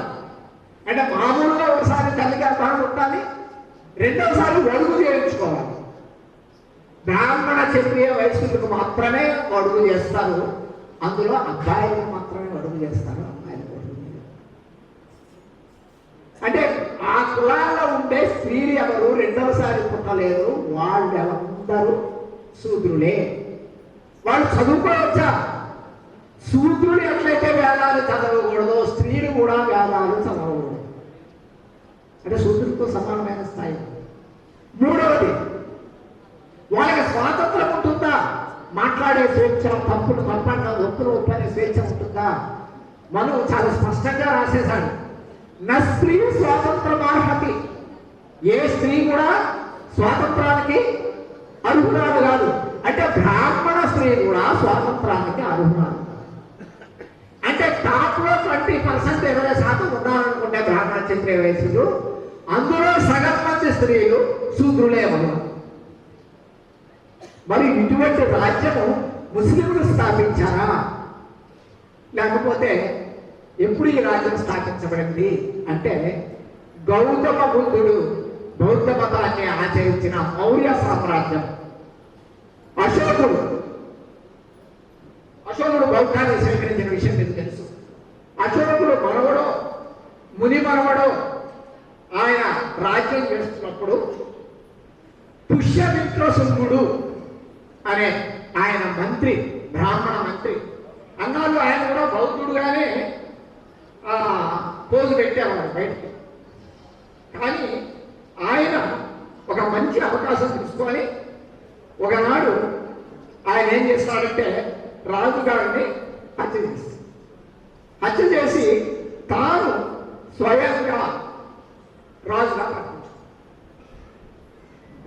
ప్రకటించుకున్నాక ఆయన ఏం చేశారంటే, కుల ధర్మాన్ని నమ్మని బౌద్ధాన్ని ఈ దేశంలో లేకుండా చేయాలని ఆదేశం ఇస్తారు. పెద్ద పెద్ద బౌద్ధ గురువులు పేర్లు పెట్టి వాళ్ళ తలను తెస్తే నేను వాళ్ళకింత పారితోషికం ఇస్తానని పారితోషికం ప్రకటిస్తాను. 100ల సంఖ్యలో 1000ల సంఖ్యలో బౌద్ధ గురువులు హత్య చేయబడతారు. అనేక మంది బౌద్ధం మానుకుంటారు, అనేక మంది దేశాన్ని విడిచిపెట్టిపోతారు. కాబట్టి బౌద్ధ ధర్మాన్ని ప్రపంచంలో దేని గురించి అయితే మనం గర్వంగా చెప్పుకోవచ్చు. నిజానికి బౌద్ధ ధర్మము అదొక మతమైనందుకే కాదు. నేను తత్వశాస్త్రం ఈ పుస్తకం రాసినప్పుడు బౌద్ధ ధర్మానికి సంబంధించిన తత్వశాస్త్రాన్ని కొంత చదివా. వాళ్ళు కార్యకారణ సంబంధాన్ని స్థాపించడం మాత్రమే కాదు, మన ఆలోచనలు ఎన్ని దశలుగా అభివృద్ధి చెందుతాయో కూడా బౌద్ధుడు రాస్తాడు. తత్వశాస్త్రంలో మనం మామూలుగా గ్రీకు తత్వవేత్తల పేర్లు చెప్పుకుంటాం. సోక్రటీసు, ప్లాటో, అరిస్టాటిల్ అని. వాళ్ళు క్రీస్తు పూర్వం 300వ శతాబ్దానికి చెందిన వాళ్ళు. గౌతమ బుద్ధుడు క్రీస్తు పూర్వం 7వ శతాబ్దానికి చెందిన వాళ్ళు. ఆనాటికి కూడా కొద్దిమంది గ్రీకులు తత్వవేత్తలు ఉన్నారు, పైథాగరస్ వాళ్ళంతా ఉన్నారు. ఆనాడే గౌతమ బుద్ధుడు తత్వశాస్త్రాన్ని అత్యున్నత స్థాయికి తీసుకెళ్ళాడు. అంతేకాదు ఉపనిషత్తులు అని మనం చెప్పుకుంటామే, వాటి దగ్గరికి నేను వస్తాను. ఆ ఉపనిషత్తుల్ని ఏమని చెప్తారంటే, ఇది వేదాల సారం అని చెప్తారు. ఉపనిషత్తులు వేదాల సారం కాదు. ఉపనిషత్తులు వేదాలని ఆమోదించలేదు. అనేక ఉపనిషత్తులు వేదాలని తిరస్కరించారు. దానికి వేదాంతం అని పేరుంది. వేద సారం అంటారు కానీ వేదాల్ని అంతం చేశాయి ఉపనిషత్తులు. అవి ఎందుకు చేశాయి అంటే, ఈ వేద సాహిత్యం నుంచి బ్రాహ్మణ ఆలోచన విధానం ఉంటుంది. బుద్ధుడికి జైనుడికి ముందు వాళ్ళ పూర్వీకులు ఉన్నారు. జైనుడు 27వ సిద్ధాంత తీర్థంకరుడు అంటాం. బుద్ధుడైతే తనకి 7 గురువులు ఉండేవాళ్ళు, 7 తరాల గురువులు ఉండేవాళ్ళని బుద్ధుడు స్వయంగా వాళ్ళ పేర్లు కూడా చెప్తాడు. కాబట్టి బుద్ధుడు ఆనాడు వచ్చాడు. అంటే లెనిన్ విప్లవం చేశాడంటే లెనినే మొదటి రావాడు. లెనిన్కి వెనకని మార్క్స్ ఉన్నాడు. మార్క్స్కి వెనకని ఆయన తత్వశాస్త్ర అభివృద్ధిలో హెగెల్, ఫోయర్బాక్ ఉన్నారు. వాళ్ళ వెనకని కూడా అట్లా ఉంటారు. కాబట్టి బుద్ధుడు తనకు 7 గురువులు పేర్లు చెప్తాడు. సరే, శ్రమణ బ్రాహ్మణ 2 సంస్కృతులు ఉన్నాయి ఆనాడు. ఈ శ్రమణ బ్రాహ్మణ సంస్కృతుల మధ్యలో ఘర్షణ ఉండింది. మాది కరెక్ట్ అంటే మాది కరెక్ట్ అంటే కట్టె కొట్టుకోలేదు వాళ్ళు. వాద వివాదాలు చేస్తారు. ఆ వాద వివాదాల నుంచే ఆ 7 తరాలుగా జరుగుతున్న వాద వివాదాల నుంచి ఒకవైపు బుద్ధుడు జైనుడు వచ్చాడు, ఇంకొక వైపు ఉపనిషత్తులు వచ్చాయి. సో ఉపనిషత్తులు బ్రాహ్మణ శ్రమణ సంస్కృతుల వైవిధ్యం నుంచి వచ్చింది. కొంతమంది అంటారు ఉపనిషత్తుల నుంచే బుద్ధుడు రాసుకున్న కాపీ చేశాడని, మరికొంతమంది లేదు బౌద్ధ మతం నుంచే ఉపనిషత్తులు కాపీ చేశాయని. ఈ 2 కరెక్ట్ కాదు. బ్రాహ్మణ శ్రమణ సంస్కృతుల మధ్య ఘర్షణ. శ్రమణ సంస్కృతి అంటే బుద్ధుడు పూర్వీకులు, జైనుడు పూర్వీకులు, వాళ్ళకే ఘర్షణ. చార్వాకుల యొక్క కాంట్రిబ్యూషన్. వీటి ఫలితంగా మనకి ఉపనిషత్తులు వచ్చాయి. ఉపనిషత్తులన్నింటినీ మనం తిరస్కరించక్కర్లేదు. ఒక్కొక్కసారి ఆర్ఎస్ఎస్ వాళ్ళు ఉపనిషత్తులను ఉపయోగించుకుంటారు. వాళ్ళు డిఫెన్స్ లో ఉంటే ఏమంటారు, ప్రపంచమంతా ఒకటే కుటుంబం ఉపనిషత్తుల్లో మహా ఉపనిషత్తుల్లో చెప్పారు. వాళ్ళు డిఫెన్స్ లో ఉన్నప్పుడు, వాళ్ళు అఫెన్స్ లో ఉన్నప్పుడు వేదాల గురించి మాట్లాడతారు, డిఫెన్స్ లో ఉన్నప్పుడు ఉపనిషత్తుల గురించి మాట్లాడతారు. కారణం ఏంటంటే ఉపనిషత్తుల్లో బౌద్ధ మతము భావజాలము కొంత ఉపనిషత్తుల్లో కూడా మీకు కనిపిస్తుంది. అక్కడి నుంచి వచ్చింది అని నేను చెప్పడం లేదు. ఆనాడు సామాన్య లక్షణం. ఈ ఉపనిషత్తులు కూడా ఈ వర్ణ ధర్మానికి వ్యతిరేకంగా ఒక రకంగా. కాబట్టి మొత్తం ఈ శుంగుడు ఎవరైతే ఉన్నాడో, పుష్యమిత్ర శుంగుడు, ఆ బౌద్ధ మతాన్ని మొత్తాన్ని లేకుండా చేయాలి అని ఆయన తీర్మానించుకున్నాడు. ఒక రకంగా చేశారు. అక్కడి నుంచి మనకి వర్ణ వ్యవస్థ వెలుగుతూ ఉంటుంది. కాబట్టి మిమ్మల్ని నేను అడుగుతున్నాను, క్రీస్తు శకం 12వ శతాబ్దంలో ఇస్లాం వచ్చింది. క్రీస్తు పూర్వము 2వ శతాబ్దంలోని మనుధర్మశాస్త్రం వచ్చింది. 1400 సంవత్సరాల గ్యాప్. ఈ 1400 సంవత్సరాల గ్యాప్లో ఎవరు పీడించారు? వాళ్ళే తిరిగి పీడించాలి అని అనుకుంటున్నారు. ఇప్పుడు మీకు ఒక కథ చెప్పి నెక్స్ట్ టాపిక్ వెళ్ళిపోతుంది. ఇంతకుముందు కొద్దిమంది విని ఉంటారు క్లాసెస్లో. శ్రీపాద సుబ్రహ్మణ్య శాస్త్రి అని ఒక కళకుడు ఉన్నాడు. మహాప్రస్థానంలో శ్రీశ్రీ ఆయన పేరు కూడా రాస్తాను, శ్రీపాద సుబ్రహ్మణ్య శాస్త్రి. ఆయన ఒక కథ రాశారు. ఆ తన్వాయియే వస్తే, కథ పేరు ఆ తన్వాయియే వస్తే. ఇది ఏ జిల్లాలో ఈ పదం ఉందో నాకు తెలియదు. దీని అర్థము తెలంగాణలోనే ఏదో జిల్లాలో దీనికి అర్థం ఉంది. ఆ పదానికి అర్థం ఏమిటి అంటే ఆ కష్టమే వస్తే. ఆ కష్టమే వస్తే ఏం చేస్తాం, అది ప్రశ్న. అక్కడ జరిగిన విషయం ఏంటంటే, ఒక ఊరు ఉంది, ఊరికి పెద్ద చెరువు ఉంది, వాడకి చిన్న చెరువు ఉంది. మీకు తెలిసి భాష ఊరు వాడ అంటే ఏంటో. ఊరే వాడ కాదు, వాడే ఊరు కాదు. ఊరు పక్కన వాడ ఉంటుంది. ఊరికి పెద్ద చెరువు ఉంది, వాడకి చిన్న చెరువు ఉంది. ఆ సంవత్సరం వర్షాలు పడలేదు, క్షామం వచ్చింది. తొందరగా చిన్న చెరువు ఎండిపోయింది. అప్పుడు ఈ ఎస్సీ కులస్తులు ఏం చేశారంటే, పెద్ద ఊరు పెద్దల దగ్గరికి పోయి, అయ్యా స్నానాలు అయితే మానుకుంటాము, తాగడానికి నీళ్లు మానుకోలేం కదా, వండుకోవడానికి నీళ్లు రావాలి కదా, మీరు ఒక 2 బిందెలు పోపిస్తే మేము బ్రతికేస్తాము అని వీళ్ళు అడుగుతారు. ఓ 2 వారాలు ఆ విధంగా పోయిస్తాం. ఆ తర్వాత వీళ్ళు దిగడానికి లేదు. వీళ్ళకి తెలుసు, వాళ్ళకి తెలుసు. దిగుతాం, నీళ్లు పట్టుకుంటాం, వీళ్ళు అడగనే అడగలేదు. మీరు పోయించండి అని అడుగుతారు, వాళ్ళు పోస్తారు, ఎత్తి పోస్తారు, అయిపోయింది. అది అయిపోయిన తర్వాత మరికొన్నాళ్ళకి ఓ 2 వారాలు పోయినాక, మీకు ఊరికే మేమెందుకు పోవాలి, ఎవరిలో శాఖలు చేద్దాం, ఎవరి చేద్దామో మేము ప్రోత్సహిస్తాము, మీరు వాళ్ళు డబ్బులు ఇచ్చి పోయించుకుంటాం అన్నారు. మరో 2 వారాలు డబ్బులు ఇచ్చి పోయించుకున్నారు. అంటే నీళ్ళు అమ్ముకున్నారు ఒక రకంగా చెప్పాలి. ఆ తర్వాత ఏమన్నారంటే, మీకు అసలు నీళ్లు పోసే ప్రసక్తే లేదు, మాకు నీళ్లు తగ్గిపోతున్నాయి, మాకు స్నానాలకి నీళ్లు ఉండాలంటే మీకు తాగడానికి నీళ్ళు ఇవ్వకూడదు అనే లాజిక్తో వాళ్ళు ఏం చేశారంటే అసలు నీళ్ళు ఇవ్వమన్నారు. ఆ రోజుల్లోనే పట్టణానికి వెళ్ళి బ్రతికేస్తామనే పరిస్థితి లేదు.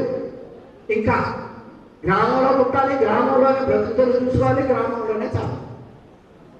అటువంటి పరిస్థితుల్లో ఆ కుటుంబాల వాళ్ళు ఒక 20 కుటుంబాల వాళ్ళు 30 కుటుంబాల వాళ్ళు ఏం చేయాలి అని ఆలోచిస్తారు. కష్టం ఆ కమ్మాయి వచ్చింది, తాగడానికి నీళ్లు దొరకని కష్టం వచ్చింది.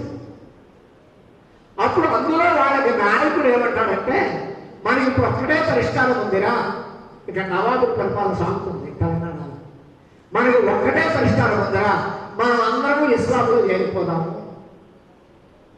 అట్లా వాళ్ళందరూ ఇస్లాంలో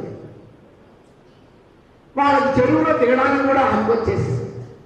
ఎందుకంటే ఇస్లాం వాళ్ళని చెరువులో దిగకపోతే నవాబు ఒప్పుకోడు, నవాబు అధికారులు ఒప్పుకోడు. ఈ విధంగా అత్యధికంగా అంటే వర్ణ వ్యవస్థ అతిశూద్రులని భయంకరంగా అణిచివేయడం వల్ల చాకళ్ళని మంగళ్ళని ఆ పేరు పెడుతున్నట్టు ఏమనుకోవద్దు, అలాంటి పరిస్థితి అణిచివేసినందుకు, సేవ వృత్తుల్లో ఉన్న వాళ్ళని అణిచివేసినందుకు వాళ్ళందరూ పెద్ద ఎత్తున ఇస్లాంలో చేరిపోయారు.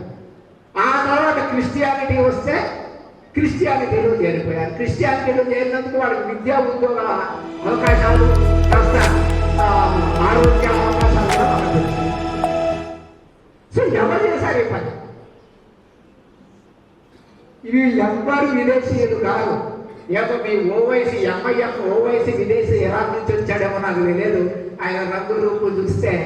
కానీ ముస్లింలు అందరూ కూడా తాతలు వాళ్ళ తాతల దగ్గర నుంచి అందరూ ఈ దేశంలో పుట్టి పెరిగిన వాళ్ళే. ఒకనొక కాలంలో వాళ్ళు మొత్తం తెలుస్తుంది. వాళ్ళ వల్ల ఏమి కష్టం రాలేదు. మరి ఆర్ఎస్ఎస్ వాళ్ళకి వాళ్ళ మీద ఎందుకు వ్యతిరేకత? నిజానికి ఆర్ఎస్ఎస్ మీద వాళ్ళకి ఎందుకు వ్యతిరేకత అంటే, మీరు శ్రద్ధగా వాళ్ళ ఉపన్యాసాన్ని వింటే, వాళ్ళ సాహిత్యం చదివితే అర్థమవుతుంది.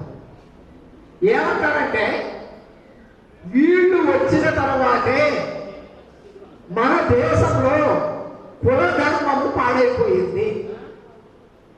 వాళ్ళు వచ్చారు, అణికి వేస్తే నెమ్మల కులాల వాళ్ళు ఇస్లాంలో చేరుకుంటున్నారు. మా కింద కాళ్ళ కింద పడి ఉండాల్సిన వాళ్ళు ఎంత అణిచివేసినా, ఆస్తి రాకున్నా, గొడ్డులాగా పని చేయించుకున్నా మా దగ్గర పడి ఉండాల్సిన వాళ్ళు ఈ ఇస్లాం వచ్చిన తర్వాత ఇస్లాంలో చేరిపోతున్నారు, మాతో సమానం అయిపోతున్నారు.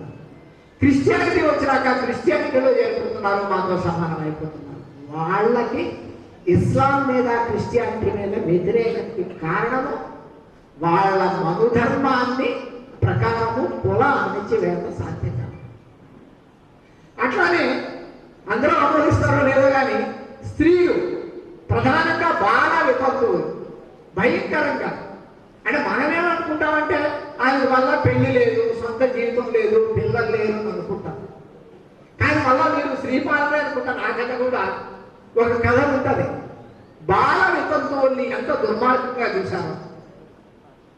కందుకూరి వీరేశ్వర పంతులు ఒక ఇది పెడతాడు, బాల వితంతువులు ఒక ఆశ్రమం పెడతాడు. ఆశ్రమానికి వచ్చిన ఒక అమ్మాయి కథ ఉంటుంది, అంటే వాస్తవంగా జరిగిన కథ. తల్లి ఉంటుంది, బాల వితంతువు తల్లి దగ్గరే ఉంటుంది, కొడుకు కోడలు ఉంటారు. కొడుకు కోడలు ఉంటే వాళ్ళు ఎక్కడి నుంచో వచ్చి ఉంటారు. ఉంటే ఈ తల్లి ఏమంటదంటే, ఈ విధవ కూతుర్ని, నా కొడుకు కోడలు వచ్చారు, వాళ్ళకి నువ్వు పూలమాలలు కట్టవా, వాళ్ళకి నువ్వు గంధాలు తీయవా, నీకు ఏం పని ఉంది అంతకంటే. అంటే ఎవరైతే మామూలు జీవితం జీవిస్తున్నారో భర్తలతోటి, వాళ్ళకి వీళ్ళ చేత సేవలు చేయించు, భయంకరమైన సేవలు, విపరీతమైన. వాళ్ళు ఏమి తినడానికి లేదు, ఎందుకంతా తింటున్నావు, నువ్వు ఎటు తిరగాలని తింటున్నావు, ఎందుకు జుట్టు దువ్వుకుంటున్నావు, ఎటు తిరగాలని దువ్వుకుంటున్నావు. ఇట్లా ప్రతి విషయానికి సొంత తండ్రులు కూడా వాళ్ళని వేధించారు. మనం తల్లి పాత్ర పెద్ద అట్లా చేసేయచ్చు, కానీ తల్లి పాత్ర సామాజికమైనదే, సామాజిక సంబంధాల్లోనే అది కూడా వస్తుంది. కాబట్టి ఆ కథ చదివితే అంతకుముందు నాకు కూడా తెలుసు, వాళ్ళకి పెళ్లి సొంత జీవితం లేకుండా పోయిందని అనుకున్నాను. కానీ అది కాదు, భయంకరమైన అణచివేత అనేది వాళ్ళు అనుభవించారు. అట్లాంటి వాళ్ళు ముస్లింలు 4వ పెళ్లి కూడా చేసుకునేవాళ్ళు. కొంతమంది ముస్లింలతో లేచిపోయేవాడు. మన కన్యాశుల్కంలో అంటాడు గిరీశము, ఏ కొడుకోడుతో లేచిపోయేదాన్ని నేనేది చేసుకుంటాను అంటాడు. సుబ్బమ్మని పొగుడుతూ చాలా అందగత్తము, చాలా చూడవంతురాలి, నీలాంటి దాన్ని అయితే చేసుకుంటాను కానీ ఆమె విధవని బాల్యమిత్రులే. నీలాంటి దాన్ని అయితే చేసుకుంటాను, కానీ ఏ పొరపాటుతో లేచుకోవడానికి సిద్ధమైన దాన్ని నేనెందుకు చేసుకుంటాను అంటాను. అంటే అది సహజము. అంటే ఇంటిలోని ఒక సాంసారిక జీవితం మాత్రమే కాకుండా ఒక గౌరవమైన జీవితము, ఒక జీవితము కడుపు నిండా తిండి తినాలి అంటే ఆ ఇల్లు దాటిపోవాలి. కడుపు నిండా తిండి తినాలంటే తల్లిని విడిచిపెట్టుకోవాలి, తండ్రిని విడిచిపెట్టుకోవాలి, అన్న వదిలిని విడిచిపెట్టుకోవాలి. అటువంటి పరిస్థితుల్లో కొన్ని బాల్య వితంతువులు నీకు చెయ్యడము, వాళ్ళ చేత బానిసత్వం చేయించుకోవడానికి కూడా ఇస్లాం ఆటంకంగా తయారు, క్రిస్టియానిటీ ఆటంకంగా తయారు. అందుకు ఆర్ఎస్ఎస్ వాళ్ళు వేళ్ళను తరిమేస్తే వాళ్ళు ఏమంటున్నారు, ముస్లింలందరూ పాకిస్తాన్ కొంటే అంటున్నారు. అట్లాంటి ఆలోచన ఎప్పుడు కూడా సాధ్యమయ్యే పని కాదు. వేరే ప్రపంచంలో ఎక్కడ సాధ్యం కాదు, ఎక్కడ కూడా సాధ్యం కాదు. కానీ వాళ్ళు ఎందుకు అంటున్నారంటే ముస్లింలందరూ ఈ దేశం విడిచిపెట్టిపోతే, లేకపోతే ముస్లింలంతా మత మార్పిడి చేసుకుంటే, ఇస్లాం పోతే మళ్ళా మేము చాతుర్వర్ణ వ్యవస్థని అమలు చేసుకుంటాము. హాయిగా మేము వర్ణ వ్యవస్థని అమలు చేసుకుంటాం. కొద్దిమందికి రావచ్చు సార్, ఈ పెట్టుబడిదారీ వ్యవస్థలో తిరిగి వర్ణ వ్యవస్థ సాధ్యమేనా అని. అదంతా వివరించడానికి సాధ్యం కాదు, కానీ మీకే తిరిగి నేను కొన్ని ప్రశ్నలు వేస్తాను. అమెరికాకి స్వాతంత్రం వచ్చినాక మొదటి 8 మంది అధ్యక్షులు కూడా కంటిన్యూస్ గా ఆ దేశానికి అధ్యక్షులు బానిస యజమానులు. పెట్టుబడిదారీ వ్యవస్థ, అడ్వాన్స్డ్ పెట్టుబడిదారీ వ్యవస్థలో బానిస వ్యవస్థ ఉంటుంది. కాబట్టి దోపిడీ వ్యవస్థ ఒకసారి వచ్చిన తర్వాత దోపిడీ రూపాలు ఇటు అటు మారే అవకాశం ఎప్పుడు కూడా ఉంటుంది. అదేదో ఖచ్చితంగా స్వతంత్రుడైన కార్మికుడే ఉంటాడు పెట్టుబడిదారీ వ్యవస్థలో అనుకోకూడదు. తిరిగి బానిస వ్యవస్థ. ఇప్పుడు ఆంధ్రప్రదేశ్లో 30,000 మంది అమ్మాయిలు మాయమైపోయారు గత 5 సంవత్సరాల కాలంలో. వీళ్ళు ఏం చేస్తున్నారు? వీళ్ళందరూ బానిసలుగా మార్చబడ్డారు. వీళ్ళందరూ బానిసలు. వాళ్ళకి ఎటువంటి స్వేచ్ఛ కానీ స్వాతంత్రం కానీ ఏమి ఉండదు. ఒకసారి అనిపిస్తుంది అసలు వ్యభిచారానికి లైసెన్స్ ఇస్తే పోతుంది, వాళ్ళకు ఒక స్వాతంత్రం అంటే మన మనసు బాధకి ఎంత దూరం పోతుందంటే వాళ్ళు చాలా ఘోరమైన జీవితాన్ని జీవిస్తున్న పరిస్థితి. ఇమ్రాన్ ఖాన్ చాలా మంచి సినిమా ఉంది దీని మీద, హిందీలో మన వాళ్ళు కొద్దిమంది చూసుకుంటుంది. కాబట్టి ఇది ఈ విస్తారంగా పెరుగుతున్న వ్యభిచారము కొంపల్లో వాళ్ళు చేస్తున్నది బానిసత్వం కాకుండా ఇంకా ఏమవుతుంది చెప్పండి? వాళ్ళు తమ కామం అనుకుంటున్నారా? కాదు కదా. తమ శ్రమ అనుకుంటున్నారా? కాదు కదా. నేను ఆ విషయాన్ని మళ్ళా వస్తాను. కాబట్టి ఈ ఆర్ఎస్ఎస్ వాళ్ళకి ఇస్లాం మీద, క్రిస్టియానిటీ మీద ఎందుకు వ్యతిరేకత ఉందంటే, వాళ్ళు లేకపోతే మేము మనుధర్మాన్ని తిరిగి స్థాపించుకుంటాము, దాన్ని అమలు చేసుకుంటాము, అందుకే వాళ్ళకు వాళ్ళు శత్రువులుగా కనిపిస్తున్నారు అన్న విషయాన్ని మనం అర్థం చేసుకోవాలి. కాబట్టి అయితే నేను ఇంతవరకు ఏమని చెప్పాను? మనుధర్మం అంటే వర్ణాశ్రమ ధర్మము, అది అణచివేత అని చెప్పాను. అంటే వర్ణ వివక్ష, కుల వివక్ష ఏదైతే చూస్తున్నామో అది మనుధర్మం నుంచి వచ్చిందని మీ అందరికీ తెలుసు. అట్లానే స్త్రీ మీద వివక్ష ఎందుకు వచ్చిందంటే అది మనుధర్మం నుంచే వచ్చింది. నిజానికి ఏమైందంటే ఆర్యులు సెంట్రల్ ఆసియా నుంచి వచ్చారు. వాళ్ళు స్త్రీలతో రాలేదు, గుర్రం మీద కూర్చొని కత్తులు పట్టుకొని వచ్చారు. ఇక్కడ స్త్రీలనే పెళ్లి చేసుకున్నారు. వాళ్ళ ఉద్దేశంలో ఇక్కడ స్త్రీలందరూ శూద్రులే, వచ్చిన వాళ్ళే ఆర్యులు, ఇక్కడ ఉన్న వాళ్ళు. అందుకే స్త్రీని వాళ్ళు శూద్రుడిగా భావించారు. అందుకే ఆమెకు ఉపనయనం చేయరు, అందుకే ఆమెకు చదువుకోనివ్వరు, అందుకే ఆమెకు స్వేచ్ఛ లేదు. అయితే ఒక్క మాట ఉంటుంది మన ధర్మశాస్త్రంలో, కొద్దిమంది మన వాళ్ళకి అర్థం కాక ఆ మాట తప్పుగా వివరిస్తున్నారు. అదేంటంటే ఎత్ర స్త్రీ పూజ్యతే తత్ర దేవా వర్తంతే నర్తంతే అని చెప్తారు. అంటే స్త్రీలు ఎక్కడ పూజించబడితే అక్కడ దేవతలు నడయాడుతారు. ఒక శ్లోకం ఉంది మన ధర్మశాస్త్రంలో. దీన్ని మన వాళ్ళు సరిగా అర్థం చేసుకోలేదు. నేను రామాయణంలో 7 కాండాలు కూడా చదివినాక నాకు అర్థమైంది ఏంటంటే ఒక శ్లోకం ఉంది. ఆ శ్లోకం ఎట్లా ఉంది?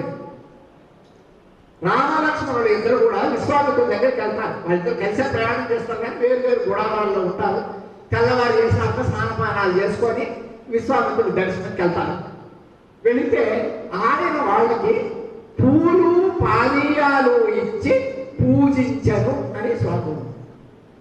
విశ్వామిత్రుడు పెద్దవాడు, గురువు. బ్రహ్మర్షి, వీళ్ళు చిన్నవాళ్ళు క్షత్రియులు, వీళ్ళు ఆయన్ని పూజించాలి కదా. కానీ అక్కడ ఏముందంటే విశ్వామిత్రుడు రామ లక్ష్మణులకు పలహారు పానీయాలు ఇచ్చి పూజించాడు. ఈ పూజించడము అంటే కేర్ తీసుకోవడము, కరెక్ట్గా దీని కాదు శ్రద్ధ తీసుకోవడం.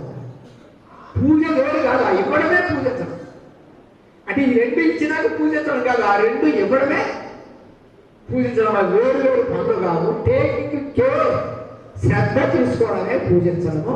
కాబట్టి వాళ్ళు ఏమన్నారంటే కుల స్త్రీలని, అందరి స్త్రీలని కాదు, అంటే బ్రాహ్మణ క్షత్రియ వైశ్యాల్లో ఉండే స్త్రీలని కుల స్త్రీలని, వాళ్ళు కూడా విధవులు కాకపోతే వాళ్ళు పుణ్య స్త్రీ అంటారు కదా, పుణ్య స్త్రీలు అయితే వాళ్ళు ఎవరైనా కేర్ తీసుకోవడము అనేది వాళ్ళని పూజించాలి. పూజించడం అంటే ఏంటంటే తల్లి ఆస్తి కూతురికి వస్తుంది ఏదో ఒక స్థాయి, ఆ ఆస్తిని భర్త కానీ తండ్రి కానీ అన్నదమ్ముడు కానీ ముట్టుకోకూడదు. సరిగదా తండ్రి కానీ అన్నదమ్ముడు కానీ భర్త కానీ స్త్రీకి మరికొన్ని రకాలైన ప్రజెంటేషన్స్ ఇవ్వవచ్చు, గిఫ్ట్లు ఇవ్వవచ్చు, అది పూజించదు. ఆ విధంగా స్త్రీకి ఏమీ ఉండదు కాబట్టి ఆమెకు ఏదో ఒకటి రక్షణ కల్పించడం అనేది తండ్రి చేయాలి. అత్తారింటికి పంపించినప్పుడు తాను ఎప్పుడు చనిపోతాడో తెలియని భర్త చేయాలి. తనకి రేపు పొద్దున్న భార్య వస్తుంది కాబట్టి అన్నదమ్ముడు కూడా దూరం అయిపోతాడు కాబట్టి అన్నదమ్ముడు కూడా చేయాలి. ఆమెకి నిర్భాగ్యురాలు కాబట్టి ఆమెకి ఏదో రకంగా కొన్ని గిఫ్టులు ఇవ్వాలి, అదే పూజ. అంతేగాని స్త్రీని గౌరవించాలి అన్నది మన ధర్మశాస్త్రంలో లేదు. ఉంటే అది పరస్పర విరుద్ధంగా. సో మనం వర్ణ వివక్ష గురించి చెప్పుకున్నాం. రెండవది లింగ వివక్ష, స్త్రీల మీద వివక్ష మన ధర్మశాస్త్రంలో. మూడవది మన వాళ్ళు చాలా మంది అనుకోవచ్చు ఏదో మైనారిటీస్కి వ్యతిరేకం. మహా అయితే మన స్త్రీలు ఈ మధ్యలో న్యూక్లియస్ ఫ్యామిలీస్ ఏర్పడిన తర్వాత అత్తమామలో ఆడపడుచులు ఎవరు ఉంటారు? భర్త, భార్య, పిల్లలే. వాళ్ళు కూడా కొన్ని వాళ్ళు ఉద్యోగాలు చేయడం సంపాదించడం ఉంటుంది. సో ఈ మధ్య వాళ్ళు గట్టిగానే మాట్లాడుతున్నారు ఇళ్లలో. సో పురుషులు కొద్ది కష్టంగానే ఉంది, వీళ్ళు ఎంత గట్టిగా మాట్లాడుతున్నారు అని. ఎంతమంది అత్త ఆడపడుతుంటే వాళ్ళు చూసాడు, ఏంటి నువ్వు అట్లా మాట్లాడుతావు మీ ఆయనతో, నీకు మర్యాద తెలియదా అని అనేవాడు. భర్త లేదు, ఆడపడచలేదు, ఎవరు అడగాలి వాళ్ళని, ఎవరు అడగటం లేదు. సో ఆమె ఒక 40-45 ఏళ్ళు వచ్చేసరికి పిల్లల్ని పెంచి పెద్ద చేసి కుటుంబాన్ని అంతా బాధ్యతగా నడుపుతున్న పరిస్థితుల్లోని ఆమెకి సహజంగా రావాల్సిన అధికారాలు వస్తున్నాయి. వాళ్ళు అడుగుతున్నారు, నిలదీస్తున్నారు. కొన్ని వాళ్ళు సంపాదించినా సంపాదించకపోయినా కుటుంబంలో వాళ్ళ వాయిస్ వస్తుంది. కాబట్టి కొంతమంది పురుషులు కష్టంగా ఉంది. రోజులు చెడిపోయాయండి, ఎన్నాళ్ళు లేవు అంటున్నారు. వాళ్ళు రోజులు చెడిపోయాయి, పాడైపోయాయి, ఎన్నాళ్ళు లేవు. ఎన్నాళ్ళేమో కింద కులాలను పడి ఉండేవాళ్ళు, ఇంట్లో భార్య పడి ఉండేది. ఇప్పుడు వాళ్ళు పడి ఉండటం లేదు, బయట ఇంటికి వస్తే ఇంట్లో భార్య కూడా పడి ఉండటం. ఇక్కడ మీకు చాలా ఇంపార్టెంట్ లాజిక్ ఉంది. ఇంపార్టెంట్ లాజిక్ ఏంటంటే భార్య పడి ఉన్నన్నాళ్ళే మనిషి బయట ఉన్న ఆధిపత్యాన్ని భరిస్తాడు. ఎప్పుడైతే భార్య సమానత్వాన్ని ఇంట్లో కోరుతుందో మనిషి, పురుషుడు కానీ బయట సమానత్వాన్ని కోరుతాడు. అంటే ఆఫీసు నోటి నిండా తిడితే ఎలా మాట్లాడలేడు కదా. ఇంటికి వచ్చి భార్య తింటాడు. మీకు ఈ కథ తెలుసు. ఆ ఇంటికి వచ్చి భార్య తింటాడంట. భార్య భర్తనే అన్నాడు కదా, కొడుకునో కూతున్నో అనవసరంగా కొడుతుంది. వాడికి కొట్టలేదు, వాడు చూస్తుండగానే కొడుకునో కూతున్నో కొడుతుంది. ఈ కొడుకు ఏం చేస్తాడు, వాడు వాళ్ళ అమ్మనే అన్నాడు కదా, బయటికి వెళ్ళి కుక్కని కొడతాడు. వాడు కుక్క ఉంటుంది, కుక్క భోగం అంట. ఆఫీసర్ భోగం అంటే కుక్క భోగం అన్నది. కాబట్టి ఈ వ్యవస్థ అంటే ఈ సబార్డినేషన్ వ్యవస్థ ఉంటేనే ఆఫీసర్ అధికారాలు కొనసాగుతాయి. కుక్క బహుమలాగా మొదలు వాడిని కలిసిందనుకో, వాడు వచ్చి అమ్మాను నన్నెందుకు కొట్టావు అవసరంగా అంటాడు. ఆమె నన్నెందుకు మీరు కడుతున్నారు, మీరు ఆఫీసులో తినొచ్చి నన్ను తింటానని ఆమె అడుగుతుంది. అప్పుడు ఆఫీసులో క్లర్క్ నేను చేసే కంప్లైంట్ తిట్టడం ఎందుకు, మీరు రిమాండ్ కూడా రాసుకోండి, తర్వాత నేను చూసుకుంటానండి. సో ఒక్కసారి మీరు అంటే ఈ సబార్డినేషన్ పొరలు ఏవైతే ఉన్నాయో ఈ పొరల్లో ఎక్కడ ప్రధానంగా స్త్రీల దగ్గర నుంచి కానీ ప్రశ్న వస్తే అది సమాజంలో ఆనాడు కార్ల్ మార్క్స్ రాశాడు, అందరికంటే అట్టడుగున ఉన్న కార్మిక వర్గం తిరగబడే రోజున సమాజం పునర్వ్యవస్థీకరించబడుతుందని. అందులో కార్మిక వర్గంలో కూడా అట్టడుకున్న మహిళలు తిరగబడిన రోజున సమాజం తప్పకుండా అది పునర్నిర్మాణానికి దారితీస్తుంది. కాబట్టి మీరు అట్లా బట్టలు వేసుకోండి, ఇట్లా బట్టలు వేసుకోండి, ఇంగ్లాండ్లో ఒక సామెత ఉంది, నీటు నెట్ అంటే ఉడుకుల దగ్గర నుంచి ఇక్కడ వరకు వస్త్రాలు ఉంటే చాలు, అంతకంటే ఎక్కువ నిబంధనలు పెట్టాల్సిన అవసరం లేదు. పబ్లిక్ ప్లేసెస్ ఈ మాత్రం కట్టుకుంటే చాలు, నువ్వు ఇట్లానే ఉండాలి అట్లానే ఉండాలి అనే నిబంధనలు స్త్రీల మీద పెట్టడం అనేది అనవసరమైన విషయం. స్త్రీ హక్కులతో పురుషుల హక్కులు బంధించబడి ఉన్నాయి, సంబంధించబడి ఉన్నాయి. స్త్రీలకి కుటుంబంలో సమానత్వ హక్కు వచ్చినప్పుడే బయట అన్ని వర్గాల వారికి అన్ని వర్గాల వారికి సమానమైన హక్కు వస్తుంది అన్న విషయాన్ని కూడా ఈ సందర్భంగా మార్చి 8 నిన్న నేను అనుకుంటాను. కాబట్టి మార్చి 8 మరొకసారి స్మరించుకొని ఈవేళ ఈ విషయాన్ని మనం చెప్తాం. మూడో విషయంగా తీసుకుంటే ఇందులోనే కార్మికుల హక్కుల గురించి. కార్మికుల హక్కుల గురించి మనుధర్మ శాస్త్రం ఏం చెప్తుంది? కార్మికులు మనుధర్మ శాస్త్రము ఆర్ఎస్ఎస్ వాళ్ళు మేడేని అబ్జర్వ్ చేస్తారా? వాళ్ళు మేడే పాటిస్తారా? ఆర్ఎస్ఎస్ వాళ్ళు బీజేపీ వాళ్ళు మేడేని పాటించారు. ఏమంటే అది వెస్టర్న్ అండి, విదేశీయమండి అంటారు. వాళ్ళు పాటించేది విశ్వకర్మ. ఈ విశ్వకర్మ అన్న ఆయన ఈ భూమిని గోదావరిన్నింటినీ ఆయనే తయారు చేశాడంట. బ్రహ్మ ఆజ్ఞ ఇస్తే వీటన్నింటినీ తయారు చేసింది నదులు, కొండలు, పర్వతాలు అన్నీ కూడా వీటన్నింటినీ తయారు చేసింది, నిర్మాణాలన్నీ చేసింది విశ్వకర్మ అంట. ఈ విశ్వకర్మ అన్న ఆయన 24 గంటలు పనిచేస్తారు. కాబట్టి వాళ్ళు విశ్వకర్మ పూజ చేస్తారు. ఆర్ఎస్ఎస్ వాళ్ళు ఏం చేస్తారు? 24 గంటలు పనిచేసే విశ్వకర్మని ఆదర్శంగా పెడతారు. 8 గంటల పని దినాన్ని కోరుకునే మేడేని వ్యతిరేకిస్తారు. ఈ మధ్యనే ఇన్ఫోసిస్ నారాయణమూర్తి మీ అందరి దృష్టిలో ఉంటుంది, మీరు వారానికి 70 గంటలు పనిచేయాలి. వారానికి 6 రోజులు 10 దినాలు, 10 దినానికి 8 రోజులు అంటే 48 గంటలే లెక్క. మ్యాక్సిమం 48 గంటలు చేయాలి. కానీ 2 10 దినాలు, 5 10 దినాలు అయితే 5 8 40 రోజులే పని చేయాలి, 40 గంటలే చేయాలి. కానీ 70 గంటలు చేయాలి అంటున్నాడు నారాయణమూర్తి. దాన్ని చాలా పెద్ద తిరుగుబాట్లు వ్యతిరేకతలు వచ్చాయి. ఎందుకంటే అది ఆయన చెప్పింది ఎవరు చెప్పాడు? ఐటీ పిల్లలు చెప్పాడు. వాళ్ళు ఐటీ పిల్లలు 70 గంటలు పనిచేయడానికి సిద్ధంగా ఉంటారు. ఉద్యోగాలు ఉదయం బయట వచ్చినప్పుడు పరిస్థితి లేదు. ప్రస్తుతానికైతే తిరుగుబాటు వచ్చింది. కాబట్టి మనుధర్మ శాస్త్రము కార్మికుల తాలూకా 8 గంటల పని దినానికి వ్యతిరేకమైనది అన్న విషయం మనకు చాలా స్పష్టంగా ఉండాలి.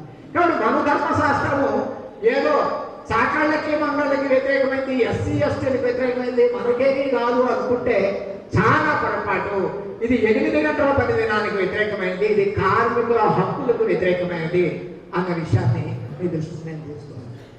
అంతేకాదు మధ్య తరగతి వాళ్ళు, అది మంచి మంచి ఉద్యోగాల్లో మంచి మంచి సంపదలో ఉన్నవాళ్ళు, పురుషులు, వాళ్ళు ఏమనుకుంటారంటే నేను నిపుణకులం కాదు, నేను పేదవాడిని కాదు, కార్మికుడిని కాదు, నేను ధనవంతుడిని అంటే పర్వాలేదు, నేను స్త్రీని కూడా కాదు, అగ్రకుల మధ్యతరగతి పురుషుడు, ఆయనకి ఏ లోటుపాటు లేదు, ఇంకా అగ్రకులము మధ్యతరగతి పురుషుడు.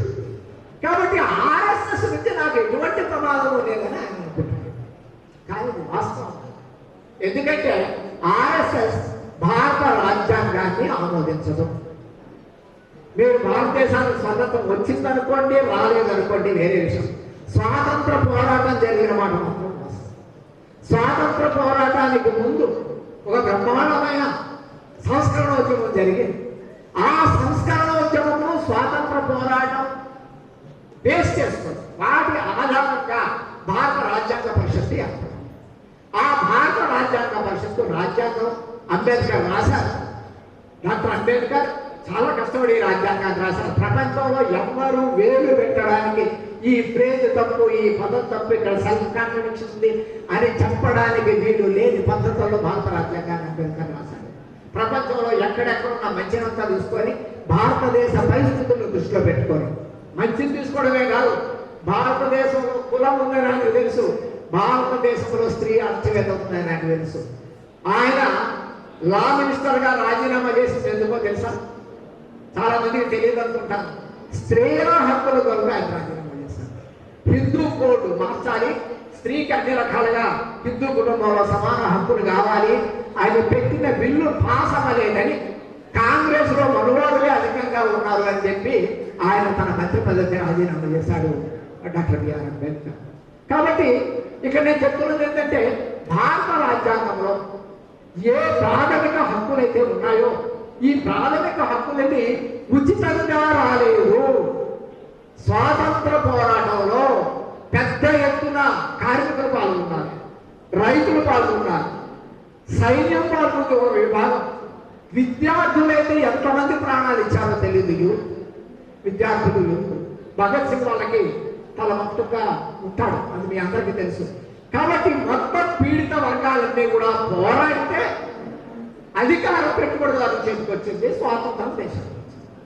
పెట్టుబడిదారు చేతికి అధికారం వచ్చినా దాని స్వాతంత్రమే అంటారు. విదేశ తెల్లదొరలు పోయి నల్లదొరలు వచ్చారు, అంతే జరిగింది. కానీ నల్లదొరలు అంటే ఈ దేశంలో పుట్టి పెరిగిన వాళ్ళే కాబట్టి దాన్నే, అది ఇన్ని దుర్మార్గాలందరూ దాన్నే స్వాతంత్రం అంటారు. సరే, అది కాదు సమస్య. భారత రాజ్యాంగంలో ఉన్న ఫండమెంటల్ రైట్స్ వేటిపైన ఆధారపడి మన ఉద్యోగులు ఉపాధ్యాయులు తమ తాలూకా జీవితాలను మెరుగుపరుచుకున్నారో జీవితాలని, ఆ ఫండమెంటల్ రైట్స్ ఏది? సభా హక్కు, సంఘ హక్కు, లేకపోతే స్వేచ్ఛ, రైట్ టు స్పీక్, ఇవన్నీ కూడా ఫండమెంటల్ రైట్స్ లో ఉన్నాయి.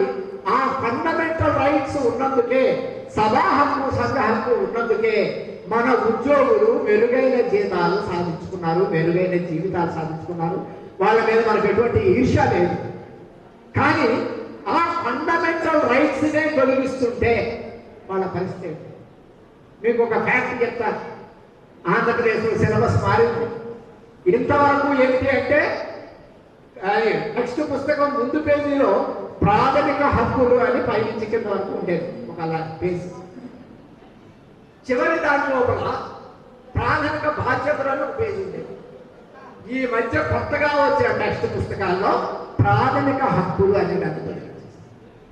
ఎందుకు తొలగించారంటే, జాతీయ విద్యా విధానం 2020 ప్రాథమిక హక్కుల గురించి మాట్లాడలేదు, ప్రాథమిక బాధ్యతల గురించి 65 సార్లు మాట్లాడింది, ప్రాథమిక హక్కుల గురించి మాట్లాడారు. కాబట్టి ఆంధ్రప్రదేశ్ ప్రభుత్వం తను ప్రింట్ చేసిన పుస్తకాల్లో ప్రాథమిక హక్కులను ఊరికే జాతీయ గీతం పేజీ అయిపోయాక ప్రాథమిక హక్కుల పేజీ ఉండేది, ఆ హక్కులు ఉండేది. దాన్ని ప్రధానంగా 19(1) అని ఉంటుంది, ఈ రైట్ టు ఫ్రీడమ్ అని. ఈ రైట్ టు ఫ్రీడమ్ ఉండే ఆ పేజీని మొత్తం తొలగించారు. సో నేనేమని చెప్తున్నానంటే, ఈనాడు ఉద్యోగులు ఉపాధ్యాయులు ఎవరైతే ఉన్నారో, ప్రభుత్వ రంగంలో కానీ ప్రైవేట్ రంగంలో కానీ ఒక పర్మనెంట్ జీతాలు తీసుకునే హక్కులు అనుభవిస్తున్న వాళ్ళు, వాళ్ళందరూ కూడా ఈ హక్కులు ఎట్లా సాధించుకున్నారంటే, రాజ్యాంగంలో ఉండే ఫండమెంటల్ రైట్స్ వల్ల. ఆర్ఎస్ఎస్ వాళ్ళు ఈ ఫండమెంటల్ రైట్స్ అనేవి విదేశీయమైనవి అని చెప్తారు. వీటిని తొలగించాలి వాళ్ళ రాజ్యాంగానికి. ఇప్పుడుగే పాఠ్య పుస్తకాల నుంచి వాళ్ళు తొలగిస్తారు. మరి అప్పుడు ఏంటి? ఉద్యోగస్తుల పరిస్థితి ఏమవుతుంది? ఈ ఉపాధ్యాయుల పరిస్థితి ఏమవుతుంది? వాళ్ళు ఇప్పుడే ఆలోచించారు. ఇదే తరుణం.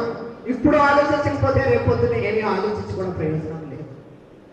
వాళ్ళు ఏమన్నారంటే, భారత రాజ్యాంగం ఆమోదించిన రోజునే, నవంబర్ 26, 1949లో రాజ్యాంగం ఆమోదించిన రోజునే, ఇది అతుకుల బొంత, ఇది విదేశీ భావజాలంతో నిండిపోయి ఉంది, ఇంకా అక్కడ కూరుకోలేదు, ఇది మనుధర్మశాస్త్రాన్ని దృష్టిలో పెట్టుకోలేదు. మనుధర్మశాస్త్రం ఈ దేశంలో ప్రతి పౌరుడు హృదయాన్ని రాజ్యం చేస్తుంది. ఆటోమేటిక్గా స్పందిస్తాడు మన ధర్మానికి ఈ దేశంలో ప్రతి వ్యక్తి కూడా. అటువంటి ప్రజల హృదయాన్ని రాజ్యం చేస్తున్న మన ధర్మాన్ని పక్కన పెట్టి దానికి వ్యతిరేకంగా వీళ్ళు ఈ రాజ్యాంగాన్ని రాశారు. ఇది వాళ్ళు 1949 నవంబర్ 26న భారత రాజ్యాంగం ఆమోదించబడిన రోజున వాళ్ళు చెప్పిన మాట. ఇప్పటికీ వాళ్ళు అదే మాట చెప్తారు. ఇప్పటికీ, ఆనాడు చెప్పి కాదు, ఇప్పటికీ వాళ్ళు ఇది విదేశీయమైతే. ఈ విదేశీయత గురించి నేను చెప్తాను. ఇప్పుడు నేను ప్యాంటు షర్టు వేసుకున్నాను, ఇది భారతీయమైనది కాదు, పంచ కట్టుకోవాలి, మామూలుగా పైవాటు వేసుకోవాలి. బ్రాహ్మణ క్షత్రియ వైశ్యులు ఉండేవాళ్ళు.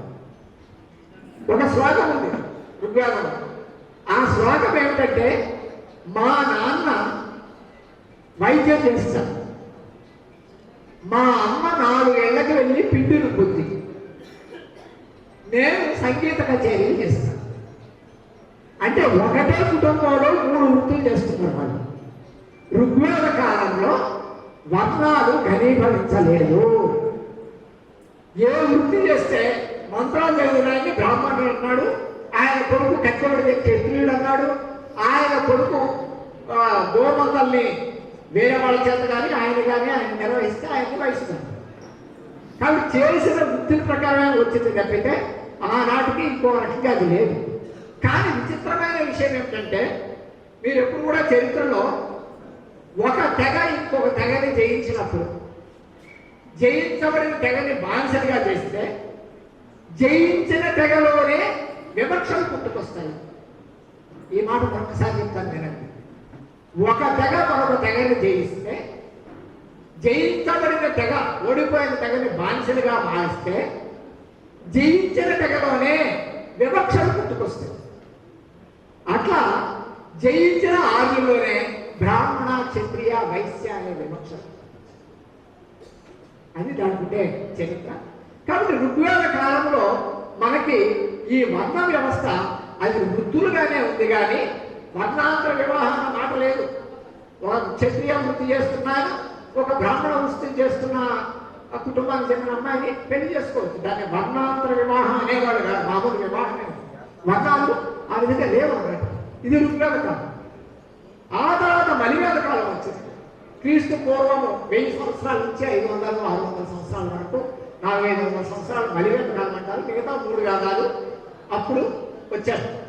ఆ కాలంలో ఈ వర్ణ వ్యవస్థ గణనీయమైంది. ఆ తర్వాత కాలంలో మనకి ఇది వస్తుంది, ఏదది వాచకాలు, రామాయణాలు, భారతాలు ఇవన్నీ కూడా మనకి వస్తాయి. ఈ కాలం పౌరాణిక కాలం కానీ ఈ కాలం మనకు వస్తుంది. ఈ కాలంలోని మనకు మను ధర్మశాస్త్రం వస్తుంది. రామాయణం, భారతము, మను ధర్మశాస్త్రము, ఇతిహాసకాలం అంటారు. దాని తర్వాత పౌరాణిక కాలం. ఈ కాలంలోనే మనకు మను ధర్మశాస్త్రం వచ్చింది. ఆ మను ధర్మశాస్త్రం రావడానికి ఒక 200 సంవత్సరాల ముందు నుంచి కూడా మనకి వర్ణ వ్యవస్థ ఘనీభవించింది. ఆ తర్వాత స్త్రీ సతీ సహగమనం వచ్చింది. నేను పుష్యమిత్ర శుక్ర కాలంలో వచ్చుంటుంది. నేను ఇంకా అధ్యయనం చేయాలి, నేను కూడా అధ్యయనం చేయాలి. ఈ స్త్రీ అంటే సతీ సహగమనం అనేది మనకు వచ్చింది. భారతంలో రాశారు కొన్ని క్రీస్తుపూర్వం 2వ శతాబ్దంలో రాయబడిన భారతంలోని ధృతరాష్ట్రం తాలూకు ఒక భార్య ఆయనతో పాటు సతీగమనం చేస్తారు. ధృతరాష్ట్రం పాండవుల తండ్రి, పాండవ చనిపోయినప్పుడు ఆయనకి 2 భార్యలు ఉంటారు. ఒక భార్య ఆయనతో సతీ సహగమనం చేసినట్టు రాశారు. అది తర్వాత కూడా కనిపించబడి ఉంటుంది. మొదటి రాసినట్టు కాకుండా సతీ సహగమనాన్ని గట్టిపరచడానికి భారతంలో తీసుకెళ్లి పాండవులకి 2 భార్యలు ఉన్నారని, ఆమెకి ఏ పాత్ర ఎప్పుడు కనిపిస్తుంది, ఆమె పిల్లలు మనకు తెలియదు, ఆమె సతీ సహగమనం చేసిందని రాస్తారు. సో మనకి సతీ సహగమనం అప్పుడు వచ్చింది. మరి సతీ సహగమనం మనుధర్మశాస్త్ర కాలం వచ్చింది ముందు లేదు. మన రాజా రామ్మోహన్ రాయ్ బ్రిటిష్ వాళ్ళు ఉన్నప్పుడు దాని మీద కేసు పెట్టి ప్రజల్ని సమీకరించి సతీ సహగమనానికి వ్యతిరేకంగా పోరాడి మళ్ళా చట్టం తీసుకొచ్చారు. సతీ సహగమనాన్ని రద్దు చేశారు. మన సతీ సహగమనం పోయింది. సతీ సహగమనం లేని ఋగ్వేద కాలం మన సనాతన ధర్మమా? సతీ సహగమనం ఉండిన మనుధర్మశాస్త్ర కాలం మన సనాతన ధర్మమా? లేకపోతే సతీ సహగమనం తిరిగి పోయిన రాజా రామ్మోహన్ రాయ్ కాలం సనాతన ధర్మమా? ఏది సనాతనం? తొలివేద కాలమా, మలివేద కాలమా, పౌరాణిక కాలమా, లేకపోతే మన ఉపనిషత్తుల కాలమా, తర్వాత వచ్చిన పౌరాణిక కాలమా, ఆ తర్వాత భక్తి ఉద్యమాలు వచ్చాయి. భక్తి ఉద్యమాలు 600-700 సంవత్సరాలు కొనసాగాయి. భక్తి ఉద్యమాల కాలమా, భక్తి ఉద్యమాల తర్వాత వచ్చిన సంస్కరణ ఉద్యమ కాలమా, స్వాతంత్రం వచ్చిన తర్వాత కాలమా? దీంట్లో దేనిని మనము సనాతనం అన్నాం. ఈ సనాతనం అన్న మాట ఒప్పుకోవడంలో ప్రమాదం ఉంది అని నేను అంటున్నాను. అంటే మనం సాధారణంగా ఏం చేస్తామంటే సంస్కరణోద్యమానికి ముందుదంతా సనాతనమే. ఈ మాట కూడా ఎవరు అర్థం లేదు. గట్టిగా మనం అడిగితే పెడితే సంస్కరణోద్యమానికి ముందు సనాతనం అంటే అప్పుడు ఇది చైల్డ్ రీమ్యారేజ్ లేదు, విధవ వివాహాలు లేవు, తర్వాత సతీ సహగమనాలు ఉన్నాయి. కాదు, సనాతనము అని ఆర్ఎస్ఎస్ వాళ్ళు దేన్ని అంటారంటే మనుధర్మశాస్త్రం రాసిన కాలాన్ని సనాతనం. ఇంకా ఖచ్చితంగా చెప్పాలంటే ఒకానొక కాలము క్రీస్తు పూర్వం 2200, ఒకానొక ప్రాంతము గంగామైదానం. ఎందుకంటే మనుధర్మశాస్త్రం రాసిన వెంటనే ఇక్కడికి వచ్చేలేదు, కన్యాకుమారికి అది వచ్చేలేదు. అప్పుడేమి వాట్సాప్లు లేవు, ఆర్ఎస్ఎస్ వాళ్ళు లేరు, వాట్సాప్లు లేరు. కాబట్టి 100 సంవత్సరాలు వచ్చింది ఆ నాగరికత కిందకి రావడానికి. గంగా మైదానంలో పాలక వర్గాల సంస్కృతి, ప్రజల సంస్కృతి కాదు. ఏ దళితుడి భార్య కూడా, దళితుడు కాదు శూద్రుడు, ఏ శూద్రుడు భార్య కూడా సతీ సహగమనం చేయలేదు. సతీ సహగమనానికి గురయ్యింది అగ్రకులాల మహిళలే. కాబట్టి నేను మీ దృష్టికి తీసుకొస్తున్న విషయం ఏంటంటే ఈ సనాతనము అన్నది వాళ్ళ ఉద్దేశంలో ఒకానొక కాలము క్రీస్తు పూర్వం 2200, ఒకానొక ప్రాంతము గంగా మైదానం, ఒకానొక వర్గము ఆనాటి పాలక వర్గము, వాళ్ళ సంస్కృతిని వాళ్ళు సనాతన సంస్కృతి. కాబట్టి సనాతనము మేము వ్యతిరేకిస్తాము అని ఉదయగిరి అనడం చాలా గొప్ప విషయము, నిలబడడం ఇంకా గొప్ప విషయం. కానీ సనాతనాన్ని వ్యతిరేకిస్తాము అని మనం అనంటే గతాన్నంతా వ్యతిరేకిస్తాము అనే భావన వస్తుంది. మనం ఎప్పుడు గుర్తుపెట్టుకోవాలి, గతంలో చీకటి కోణాలు ఉన్నాయి, వెలుగు రేఖలు కూడా ఉన్నాయి.